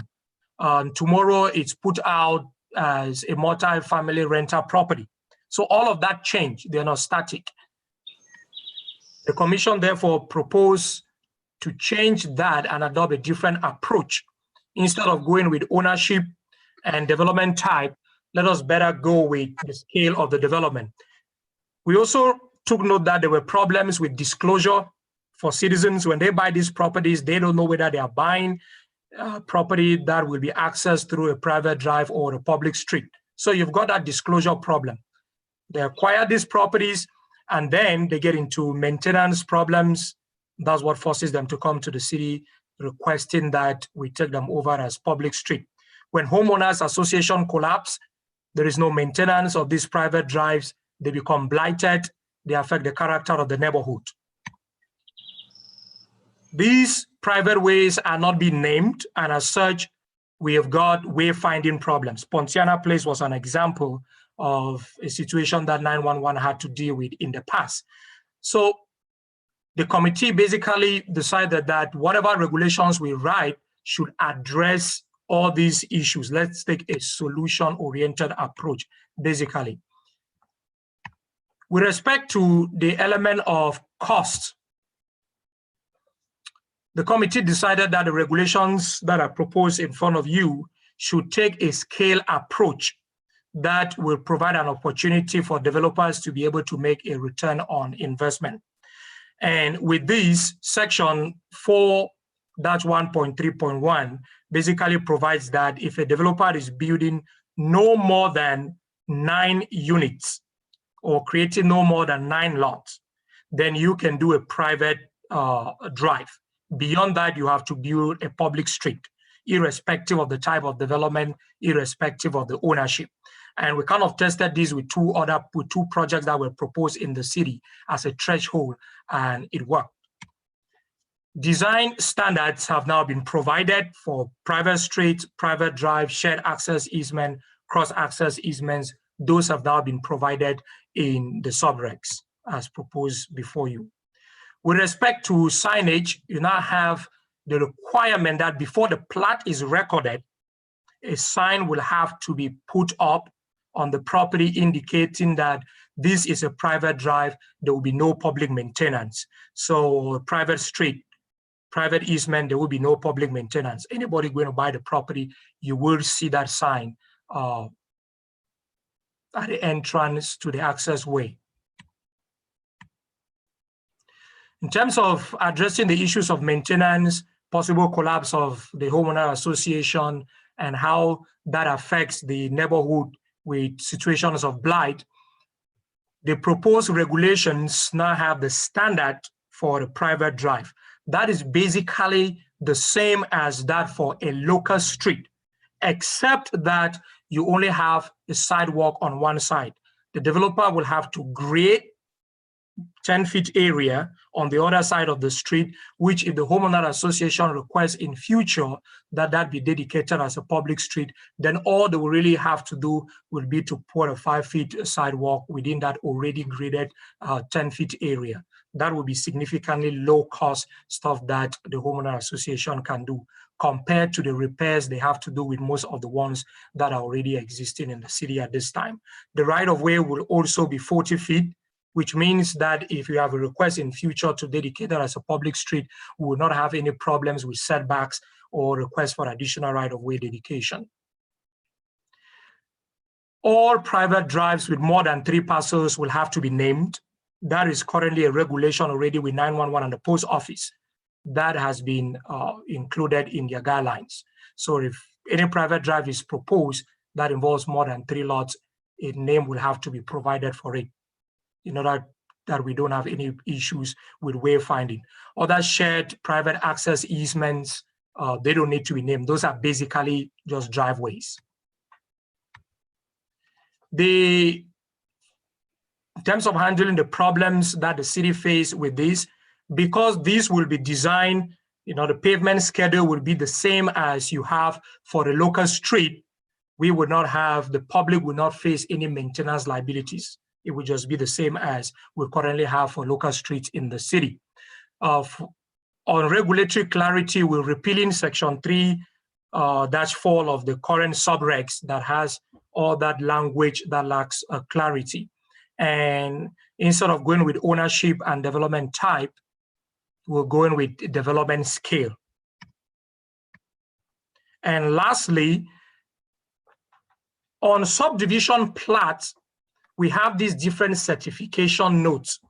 Certification for 911 to sign on, water and sewer, certificate of accuracy, and the signatures from the Secretary of the Planning Commission.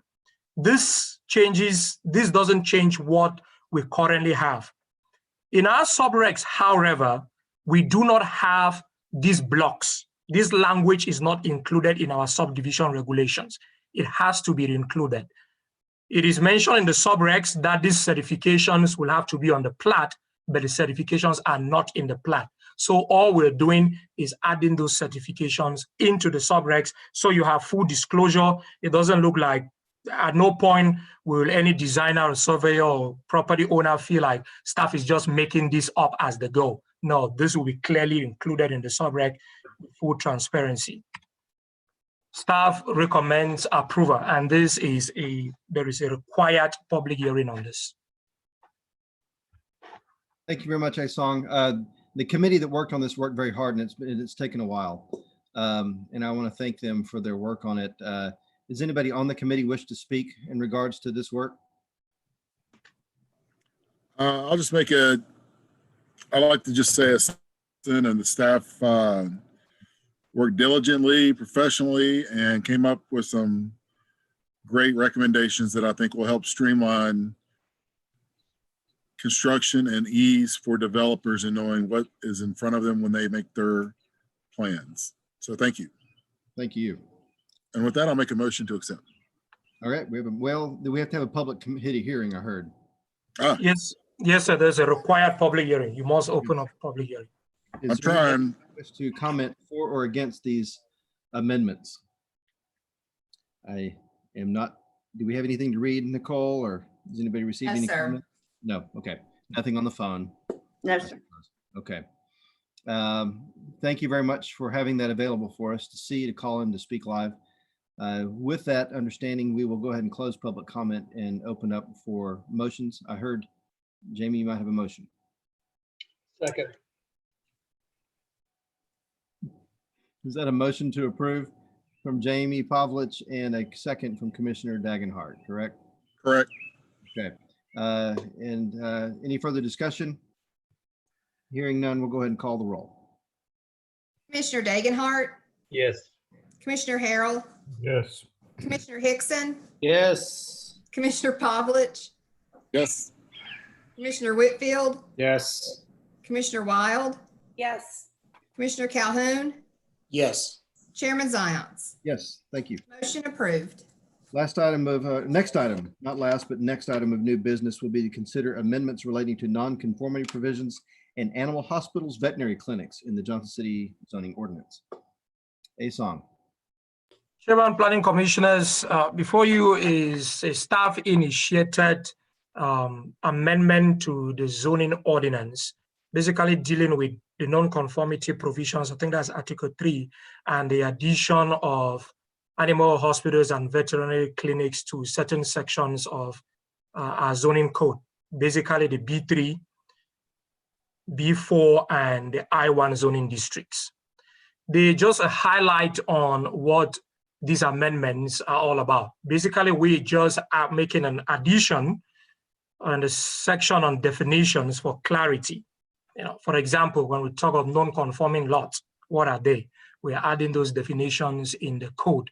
Section 3.1 of the code currently mentions that the non-conformity sections will conform to the requirements of TCA. However, not all of those provisions read exactly as those provided in TCA. This Johnson City, being a home rule city, is permitted within TCA to have certain regulations that are kind of different to an extent from those provided in TCA. So we're clarifying that, taking out that TCA language and making it that of the zoning ordinance itself, the provisions of the zoning ordinance.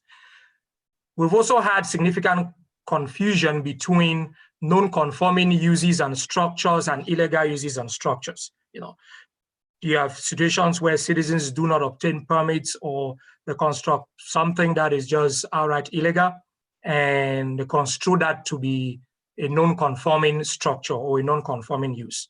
Now, that is purely an illegal use. It is not covered by the non-conforming provisions of the zoning ordinance. So we're making that distinction clear in the code. Section 3.4.2.3 also deals with changes from non-conforming uses to conforming uses. Basically, right now in the zoning ordinance, if you make any change, this is supposed to be 5,000 square feet, please. 5,000 square feet. Excuse that typo. There's a zero missing there. Significant zero. That's supposed to be 5,000. Currently in the zoning ordinance, if a developer or a business owner proposes to change a piece of property from a non-conforming use to a conforming use, you're required to provide to meet all the parking requirements for that new use, irrespective of the size of the building, irrespective of the impact or of the type of use that you are proposing. That often restricts the adaptive use of properties, especially small properties that were not initially constructed with many parking spaces. So this is a provision that we're including in the zoning ordinance, basically saying, if you change the use of a property from a non-conforming use to a conforming use, which is good, is what we want to have. We want to have property going from non-conformity to conformity. And the property research that we do not see that there will be any significant impact from a parking perspective, for example. The property, it's only 5,000 square feet building, then you're not required to provide many more parking spaces, which will imply if you were to do, then you have to get into grading and additional costs with site plans, review, and approval.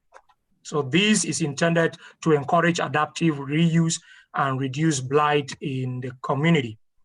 Reconstruction of existing structures. We have a lot of properties inside the city where, because a piece of property is non-conforming, property owners do not want to demolish that piece of property and reconstruct it.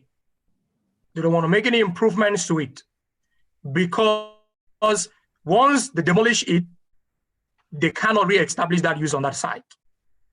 And as such, those properties are remaining blighted.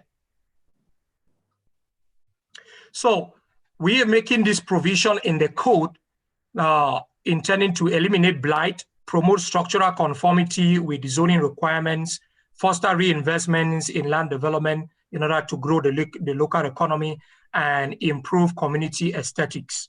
Basically creating leeway for property owners to be able to demolish that property within 180 days, pull a building permit, reconstruct the site.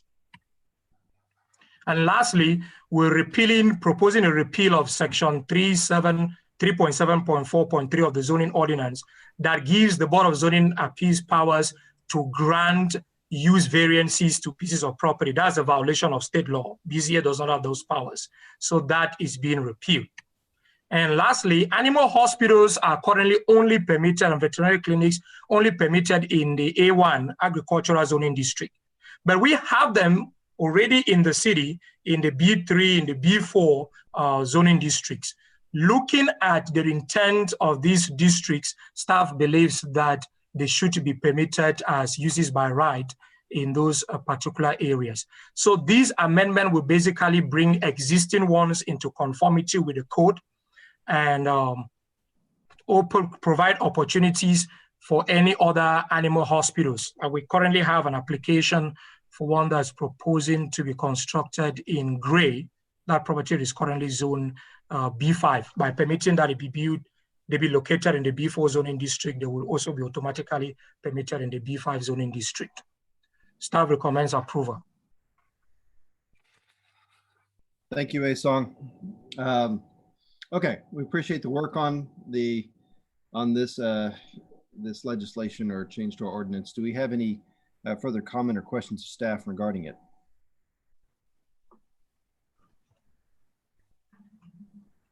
No? Okay. And for public comment, do we have anybody who would like to comment? Do we have anybody on the line, on the phone? Do we have any written comments by email? No one's online. No one's online. Very good. We'll go ahead and close public comment at that time.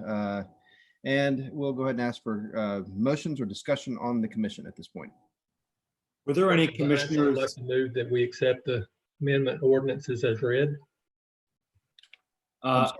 Just a quick question. Were there any commissioners involved in this section?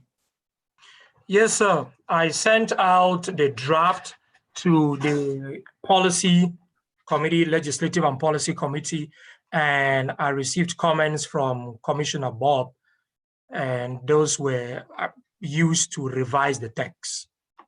So what you have in front of you is a revision that took into consideration the comments that Vice Chairman Cooper sent in. I did not receive any comment from Commissioner Cooper on this one. Well, Mr. Manley, any further questions for staff, or do we have any motion? Second, Commissioner Dagenhart's motion. We have a motion for approval as written and a second from Commissioner Whitfield. Any further discussion? Seeing none, please call the roll. Commissioner Dagenhart, Yes. Commissioner Harrell, Yes. Commissioner Hickson, Yes. Commissioner Pavlich, Yes. Commissioner Whitfield, Yes. Commissioner Wild, Yes. Commissioner Calhoun, Yes. Chairman Zions. Yes. Motion approved. So next item on the agenda is number 5, new business, which is Bridge Comprehensive Plan Process Presentation. Say that 3 times quickly. Asong, quickly. Song, if you can, I will call on Mike. Paraphrase. Song, if you can close your screen share, I can open mine. Okay. Oh, is this going to be from Mr. Manley? Yes, sir. Okay, well, welcome to the discussion. Thank you. Yeah, it seems like y'all been speeding through this agenda, and so I just want to slow it down a little bit. You're funny, Make man. sure we're dwelling on things and really thinking things through here. So I want to be very careful with this next one. That's the guy who just showed up after being gone for 2 hours. okay. All right. We'll try to make this brief. So I'm tonight introducing the concept of the bridge plan, bringing y'all up to speed, looking for some feedback and some info, but really just want to make you aware of what staff, I guess a problem and a solution that's been identified by staff. We've all been working together as a team on this. And so the bridge plan relates to our comprehensive plan. So currently we have the 2020 comprehensive plan, which is set to expire at the end of this year. As noted earlier tonight, it is a plan that is 15 years old, and it was written as a 15-year plan when it was originally drafted. It is composed of 8 elements. So it really captures a very broad, comprehensive view of the city and its operations. And you can see a list here of all the elements that are included and some of the sub-plans that are part of it as well under some of these elements. And so that is what we have today. And this was obviously taken and adopted in piecemeal, each element at one time. So what is the foundation for comprehensive planning? Well, the state law directs planning commissions to create a general plan. And there's some text here from the state code that directs the planning commission to essentially create these comprehensive plans. And they serve as advisory documents. The Planning Commission can adopt them, and they then serve to guide the decisions that are made for rezonings, annexations, policy decisions, capital improvements, a whole range of things. It can be an advisory document. Excuse me. The state has an amendment, added an amendment to the code that allows that planning commission, the planning commission can recommend to the city commission to adopt the plan. And if the city commission as a legislative body adopts the plan, then it becomes a legally binding document. And so you have to abide by the comprehensive plan in that case. So what is the bridge plan? So we have this 2020 comprehensive plan, and we've been talking about this bridge plan. The bridge plan will be a review or analysis and a readoption of the relevant portions of the 2020 comp plan that will serve us for a short period of time, or bridge a gap, so that we can, what gap are we filling? So what we're trying to do is get from 2020 comp plan to our next long full-scale comp plan. But before we do that, we need to have accurate data. And so having statistics and demographic data, that is the backbone of any good planning process. And so right now, our most recent decennial census is now 10 years old, but we've got the 2020 census underway. So it behooves us to wait until that 2020 census data comes in and is at our disposal before we start laying the groundwork for another long range comprehensive plan. So with that being just around the corner, the idea is that we take from our very well-written 2020 comprehensive plan, we look at the goals and objectives that were included in that plan that are relevant today and or have not been adopted or implemented yet. And we refocus energy around those objectives and let them serve us for the next couple of years while we wait for the census data to become available, and then strategize or create a strategy for how we're going to do our next full-scale comprehensive plan. And so that could be, we hire a consultant, we hire more staff and do it in-house. We're not sure what that's going to look like yet, but this will just buy us some time. And if we didn't have a very worthy document that really serves as a really great foundation, I don't know that we'd be proposing this, but because we do have a really great document to work with very relevant information in it, then it affords us this opportunity to kind of carry the momentum from that plan and maybe breathe some new life into it. I think this will also be a great opportunity for the Planning Commission and especially the Long Range Committee to kind of get focused on long range planning and getting that mindset of looking at what is the vision for our city, where are we going, who do we want to be in the next 10, 15, 20 years. And rather just reacting to rezoning requests and annexation requests, this is a little more proactive. So changing kind of the momentum a little bit with some of the activities that the Planning Commission is involved in. I think that's the benefit of this, and also just the opportunity for staff to start to introduce at a very basic level some of the emerging trends and concepts that we may want to explore further when we get into the full-scale comprehensive plan. So the scope of the plan. Yeah. Do you know, one question, do you know when the census data will be available? We're being told the spring of next year, but I think that could possibly be pushed back. I'm not banking on that. Okay, thank you. So the scope of the plan, we really, because again, we're wanting to streamline this. We are not reinventing the wheel. We have a good foundation that we're working with. We are not trying to create another foundation. The next foundational type document will be the next full-scale comprehensive plan. So we just want a plan or an analysis of the existing plan to serve as just the deck, the bridge deck. And so we want to be focused and efficient with this effort. And in that light, we are proposing that we just focus or primarily focus on the land use element. Land use really informs a lot, almost everything that the Regional Planning Commission deals with, as well as other organizations, and really has a lot to do with shaping growth and development in the city.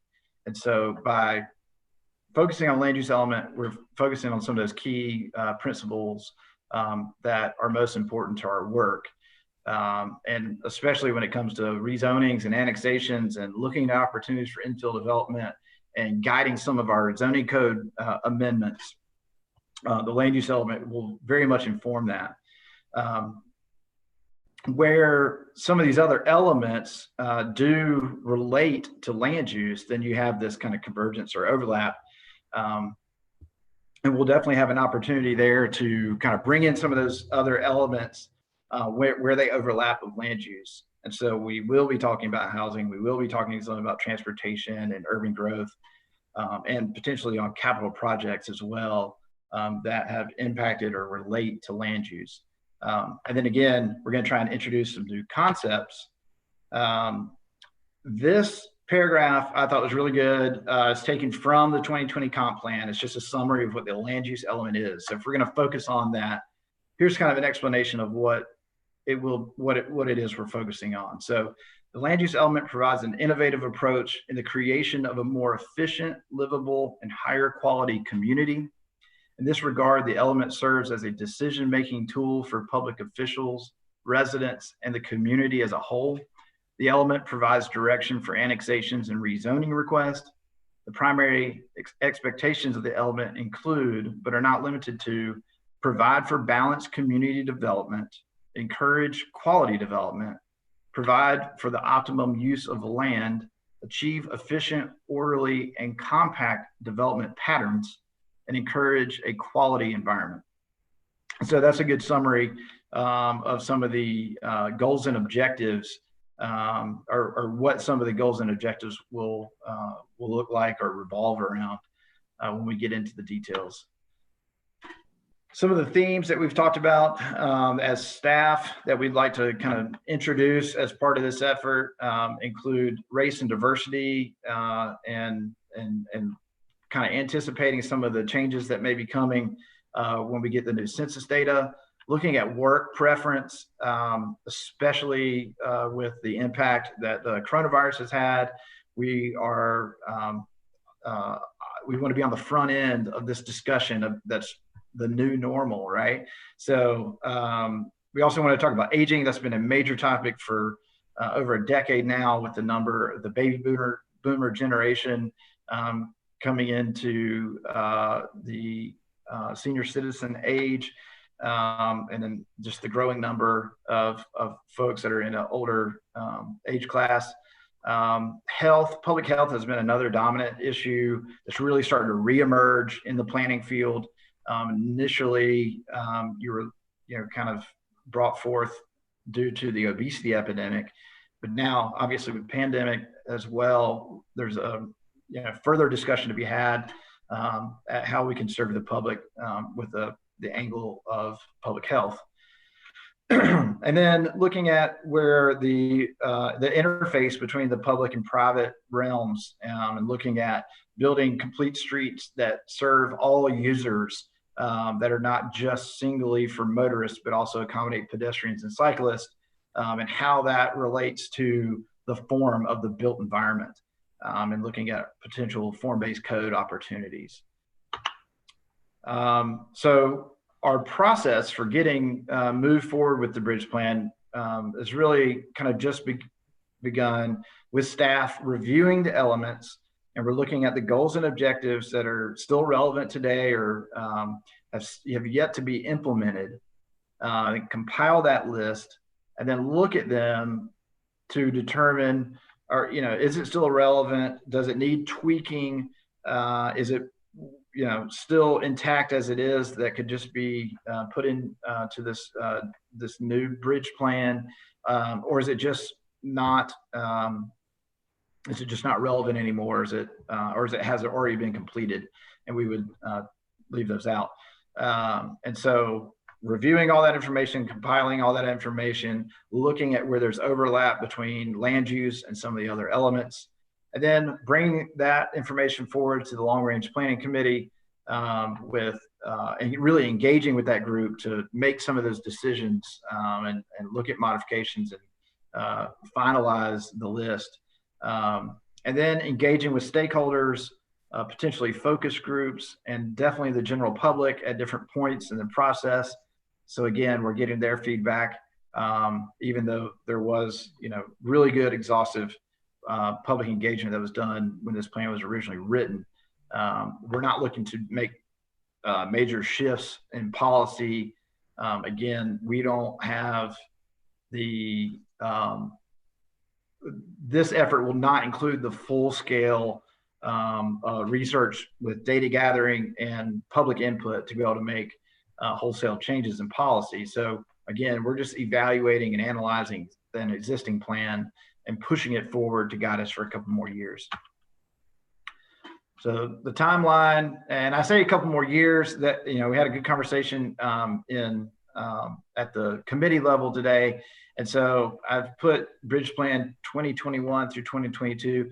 That could be longer, depending on the timing of things with preparing and what the strategy is for accomplishing the next full-scale plan.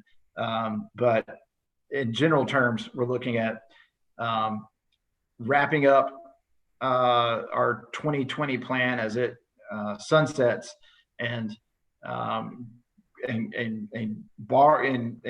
bridging this gap until we get more data and can get a full-scale plan. So just kind of we're at the concept level now. Don't want anybody getting hung up on any other timeframes other than getting through the end of this year. And so right now we're in the second quarter. We're still working through the staff review and just doing this introduction to the Planning Commission.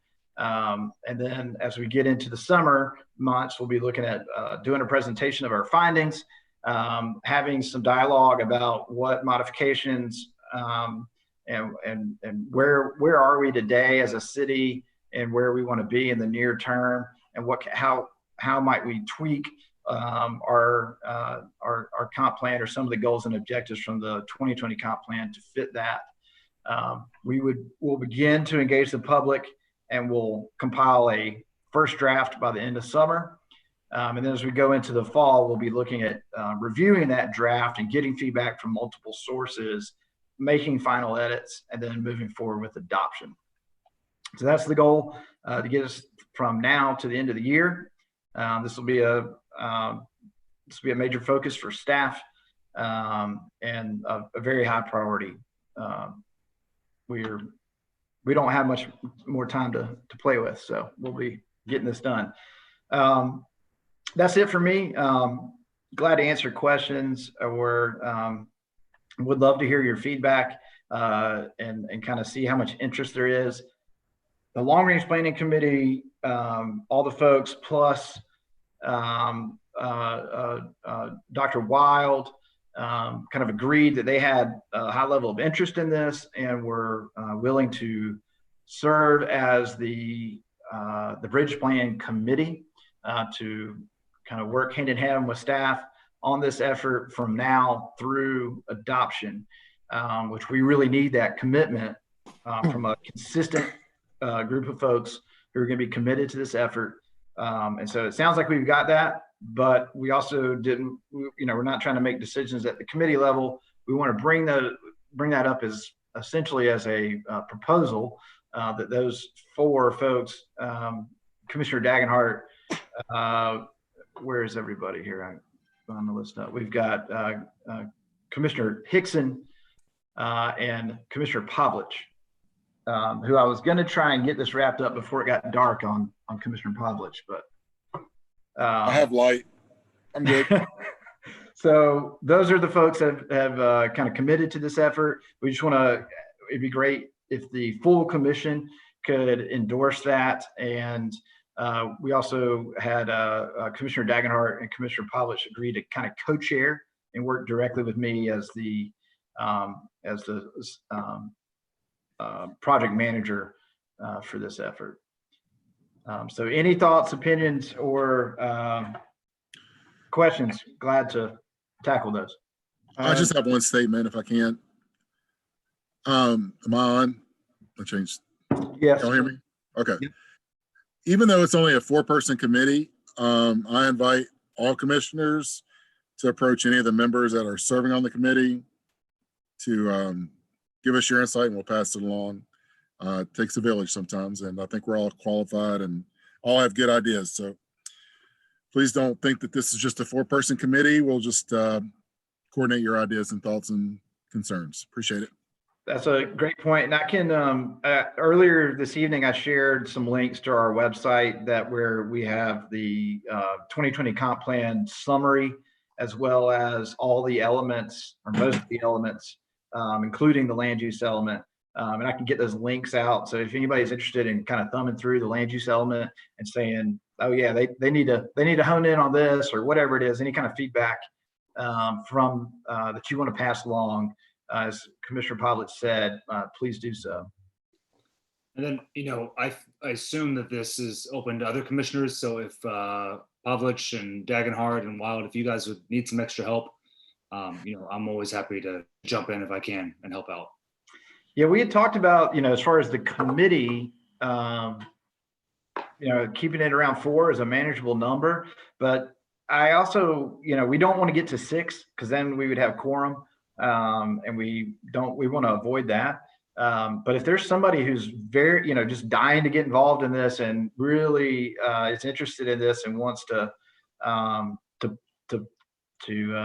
jump in and do some work, I think we could take on 5.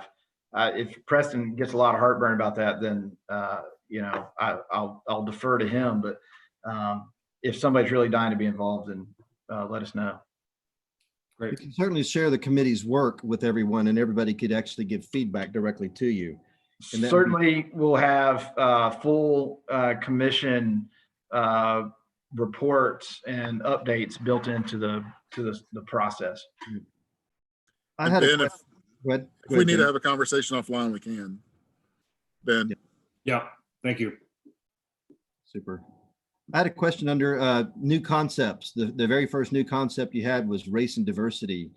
And I was curious what that meant with comprehensive planning. To me, when you start mentioning race or diversity, you've created a distinction. And the first thing you find with the distinction is a discrimination. I'm not quite sure what we have to say about race or diversity or in how you promote that. I would be careful to launch into those things. I would like to think that we're moving into a new age of race and in people's predispositions where we're almost neutral and blind to it. And I'm not sure, what are we going to say? You're diverse enough, you're not diverse enough. And then how do you employ that in a planning commission? I was curious what your thoughts were. I think I would try to not politicize a document like this, but to rather make this a document for how it serves the community as a whole, regardless of your race. So I might really be careful and rethink plugging in things like that into a document that should guide the whole community. And maybe you can set my mind at ease by educating me differently. This is simply a statement of fact. So looking at statistics and changes in racial populations over time. Understanding a snapshot of who the population in Johnson City is. Preston, if you want to jump in. So the emerging concept is that we understand we have different races. The changes in population. Okay. Well, basically, and Dr. Zients, what we will see presumably with the census update is what we are anticipating from other sources is that we will see a pretty big jump in our Latino population. And so what we want to make sure of is that we have land use and other policies in our community that are inclusive and accessible. And so it's not about, it's certainly the opposite of trying to draw lines or draw boundaries. It's about, well, I think that's the funny paradox whenever you start talking about inclusivity, and this is where it becomes a political discussion, is that clearly we should be inclusive all the time for everyone. Well, can I step in here for a second? Excuse me, Chairman. Yeah. I think, would you consider using the word demographics instead of race and diversity? That we consider demographics as a feature around the community that needs to be considered in our long-range planning.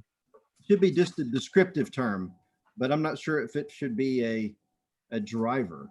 I hear your point, Chairman, and I think demographics is kind of what I was saying at the beginning about the census data. It's the backbone of doing an existing community snapshot is where you start from for any planning process. And so the reason this is listed here is just as Preston mentioned, is in anticipation of some changing statistics. And so we're making sure that we're mindful of that and any kind of changes to the makeup of the community. We just want to be aware of it. It might be a little soapbox of mine, but I have this idea of this perfect universe where all of a sudden race is no longer quite a discussion any longer because it really doesn't matter, you know. And sometimes I think we end up spending a lot of time on that in public life. Okay, thank you. Anybody else have any questions or comments?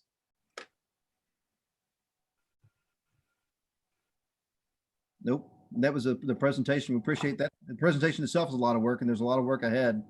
So I'm sorry I won't be along to see that with you guys, but thank you very much. I've been looking forward to seeing this comprehensive plan updated. And moving on, we have the other item on our agenda tonight. Are y'all ready to move on to that? Yes. And frankly, I'm not sure that we put it on here to be fair and to listen. This is an item that was a request for reconsideration, and you know I had communicated with Mr. Bernard that maybe we shouldn't have even placed this on the agenda. Frankly, this is something that we typically would have handled at the staff level in the past. We actually did sit down and adjudicate this fairly. We did have all the facts there. The preliminary plat approval that we considered and approved did meet all of our city ordinances. So we as a planning commission cannot arbitrarily look at a plat or planning and say, you know what, I don't like it just because I don't like it. It needs to not meet something or be non-conforming. It would certainly be reasonable to reconsider something like this in the situation where new evidence was brought to show us that it does not conform. If it's simply that our citizens, or even us, don't like what our ordinances are, well, then that's a different discussion. That's a legislative discussion that needs to be changed at, at that level, but it's not at the plat approval level. And I think maybe we could have just explained that to the applicant and moved on, but it did get moved on to our agenda tonight. And I'll leave it to Asong to go ahead and explain it, but I'm not sure that there's any reason or grounds for us to reconsider this. There will be an opportunity for further public comment at the final plat hearing on this. So that was just sort of a preface to this discussion to hopefully move it along a little quicker. Mr. Chairman, you're spot on. Generally, this will not come before you. This will be something that staff will explain to a property or to a member of the community who has any significant concern or who has any concerns, and hope that they understand and move on. And then they can have a say when we're doing the final plat. But we have two things going on here. We are a bit in a territory where we're having these virtual meetings, and sometimes people feel like they're not being heard. Maybe we're doing things, just behind the scene, and not maybe even transmitting all their emails to the planning commissioners. So we wanted to make sure for the record that they know that you're getting all that you need to get. And that's why all the emails I received today, I sent all of them to you without editing any of them. So you have that full transparency. That's the first. The second is, it's not an application. You're absolutely right. It's not an application by a developer that wants to do anything. This is what generally would just be a kind of people having some business with the planning commission. I'm walking around the city and I see a problem and I want to come and tell the planning commission about it. You're not really required to take any specific to rule for or rule against that particular input that a member of the community may have. You fully considered the preliminary plat. It is simply a preliminary plat, as it says. Preliminary plats do not create lots. No plat has been recorded. Developers often, even in the production of the final plat, they may adjust lot lines as may be necessary. And if it meets city regulations, you have to approve it. This is not a rezoning. The property was already rezoned. The concept plan for the property already approved. And based on the approval of the preliminary plat that you granted, the applicant or the developer is moving forward with the construction plans. So there is no point in holding this up. You had all the information, all the facts in front of you. You clearly handled it the way you're supposed to handle it. And so staff's recommendation on this is basically that you dismiss any reconsideration. Okay, thank you, Asong. So this was pretty much an informational item and an ask in a discussion to ask that we reconsider. I would vote no and say that we will again reevaluate this at the final plat. Since this was just a consideration, I think we can just call for someone to folks, if you agree with putting it off to the final plat, or really actually not denying the request to reconsider at this point, I would just ask everybody to say aye. Are you asking us now? Yes, I am. Sorry. Tim, would it be appropriate to read the comments into the record just so that the individuals who contacted us do know that their voices have been heard? Absolutely. I mean, I am going to vote yes, that we should not reconsider, but I just want to make sure that the citizens know that we do listen. And so I just wonder if we should read the comments into the record before we vote. I do have one on the line as well. Okay. I mean, and this is what I mean is this by allowing this, and frankly, I would not have brought this to the meeting. And I think with the COVID situation, it is a unique circumstance where maybe this time is okay to prove that absolutely we want to hear what you have to say, bring us new evidence, and we want to make sure we haven't messed anything up while we're in these unusual meetings. But I think we want to avoid this in the future because it creates a de facto appeals process. And it's not efficient, and it puts things in a certain amount of jeopardy that have already been decided. And I don't think that's right. And in fact, if you start running into the time clock on preliminary plats, you remember that. So after you've approved it, boy, that would open up a can of worms to try to even reverse that. That's a whole new side. So I think it probably shouldn't have been here, but I do think out of courtesy, we can read her comments, Stacy, if you'd like to do that. Oh, do you want to hear from the person who's on the line first? Sure. Yeah, that'll help them out. Go ahead. You start running into the time clock on preliminary plat. Sure. If you can turn down your, we've learned tonight you have to just turn down your audio there and speak on the phone and give us your name and address, please. We're glad to hear you. But I do think out of courtesy, we can read your comments, Stacy, if you'd like to do that. Okay. Hello, do we still have you? Hi, this is Jamie Herman. Thanks so much. I know it's late. We're glad to hear you, Ms. Herman. Can you just give us your address, please? We've learned tonight you have to just turn down your audio there and speak on the phone. Give us your name and address, please. We're glad to hear you. Sure. Jamie Herman, and I'm at Willow Springs Reserve on Greenwood Drive. Fantastic. Thanks for your resilience and hanging in with us. Go ahead. Thanks for your resilience. I had submitted a comment and a request to review what you all did, and I hated to ask that a couple weeks ago. Can you hear me? Yes, ma'am. What's been mentioned is that you had all the information and all the facts, and the main fact that I was asking the commission to reevaluate is that this plat calls for a lot to be built that goes directly into a median. The existing regulations, which govern this apparently, do not address a street, a city street, that has a median in it, which is the situation that we have at Willow Springs. So the safety of that particular lot, which you were given a drawing, and I did send a photograph, but I'm not sure if the photograph ever made it. The drawing seemed to suggest that lot number 12 does not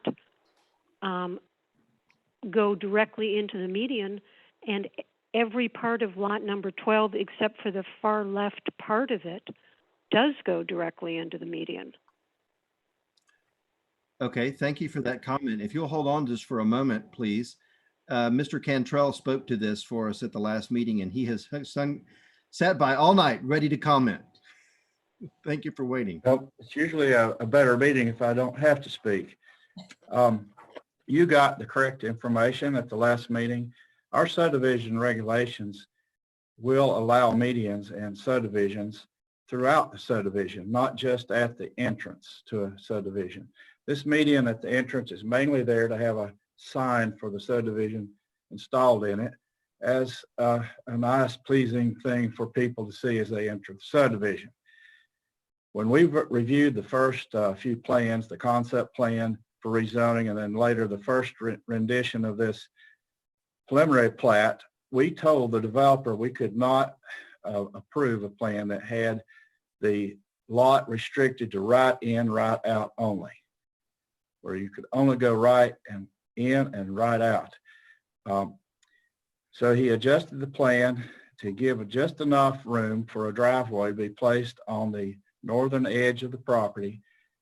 And you can, in these cases, these driveways will be pulling into a garage door and then backing into the street to exit.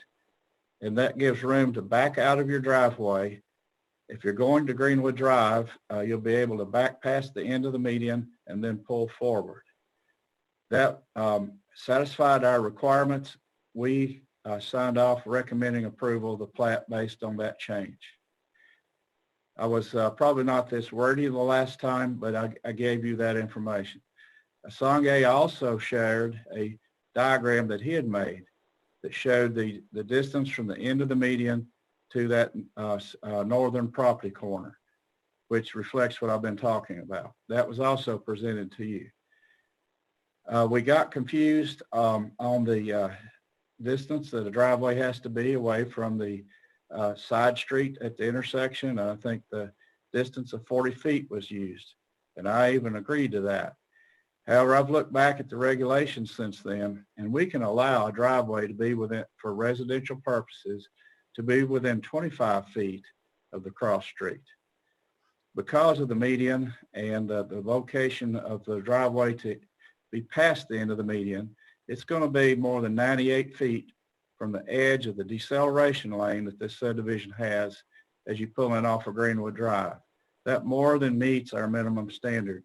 Therefore, we did recommend approval. Ms. Herman, were you able to hear his explanation? I was, and he was kind to spend time and talk with me about this last week, that if you all will actually look at the property, there's about 12, 13, 14, or 15 feet for a driveway.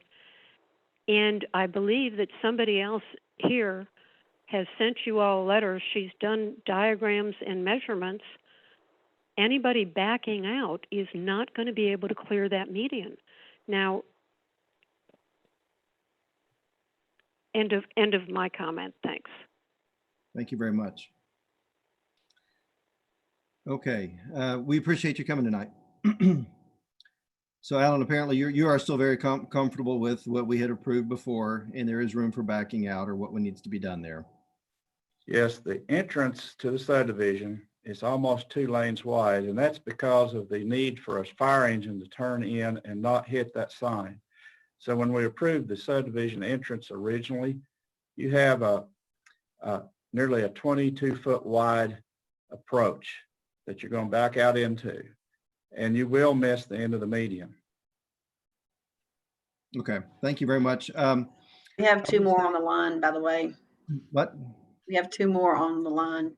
Okay, so now this is going to spiral. As they hear things that I say, for example, there'll Yeah. be a tit for tat going on. This has turned into another public comment and in a appeal. Regardless, I can assure you that we are not letting you down on our review, our diligence to review a plan and compare it with written regulations and other things available to the staff to make these decisions. When we come to you with a report, we wouldn't be here 35 years working in the same position if we did that. No, I agree. Preston, hear me with this. I think it would be appropriate to reassure the public at this point that there will be another point for a public hearing at the final plat approval, and nothing is set in stone until. Well, let me interject there. Yes. Don't use that as a way that you can apply that something might change, because no, I'm final thinking plat is approved after construction is done. Okay. Well, let's be clear. Unless there is new evidence to directly show that the current plat that we approved, the preliminary plat, is non-conforming to our existing ordinances, there is really no reason to rehear its approval, because we are essentially bound to approve it because it meets the very reason is because it meets our ordinances. So am I wrong there, Mr. Mitchell? No, you are not incorrect. That subdivision approvals by this body, because you are the decision-making body, you are not making a recommendation.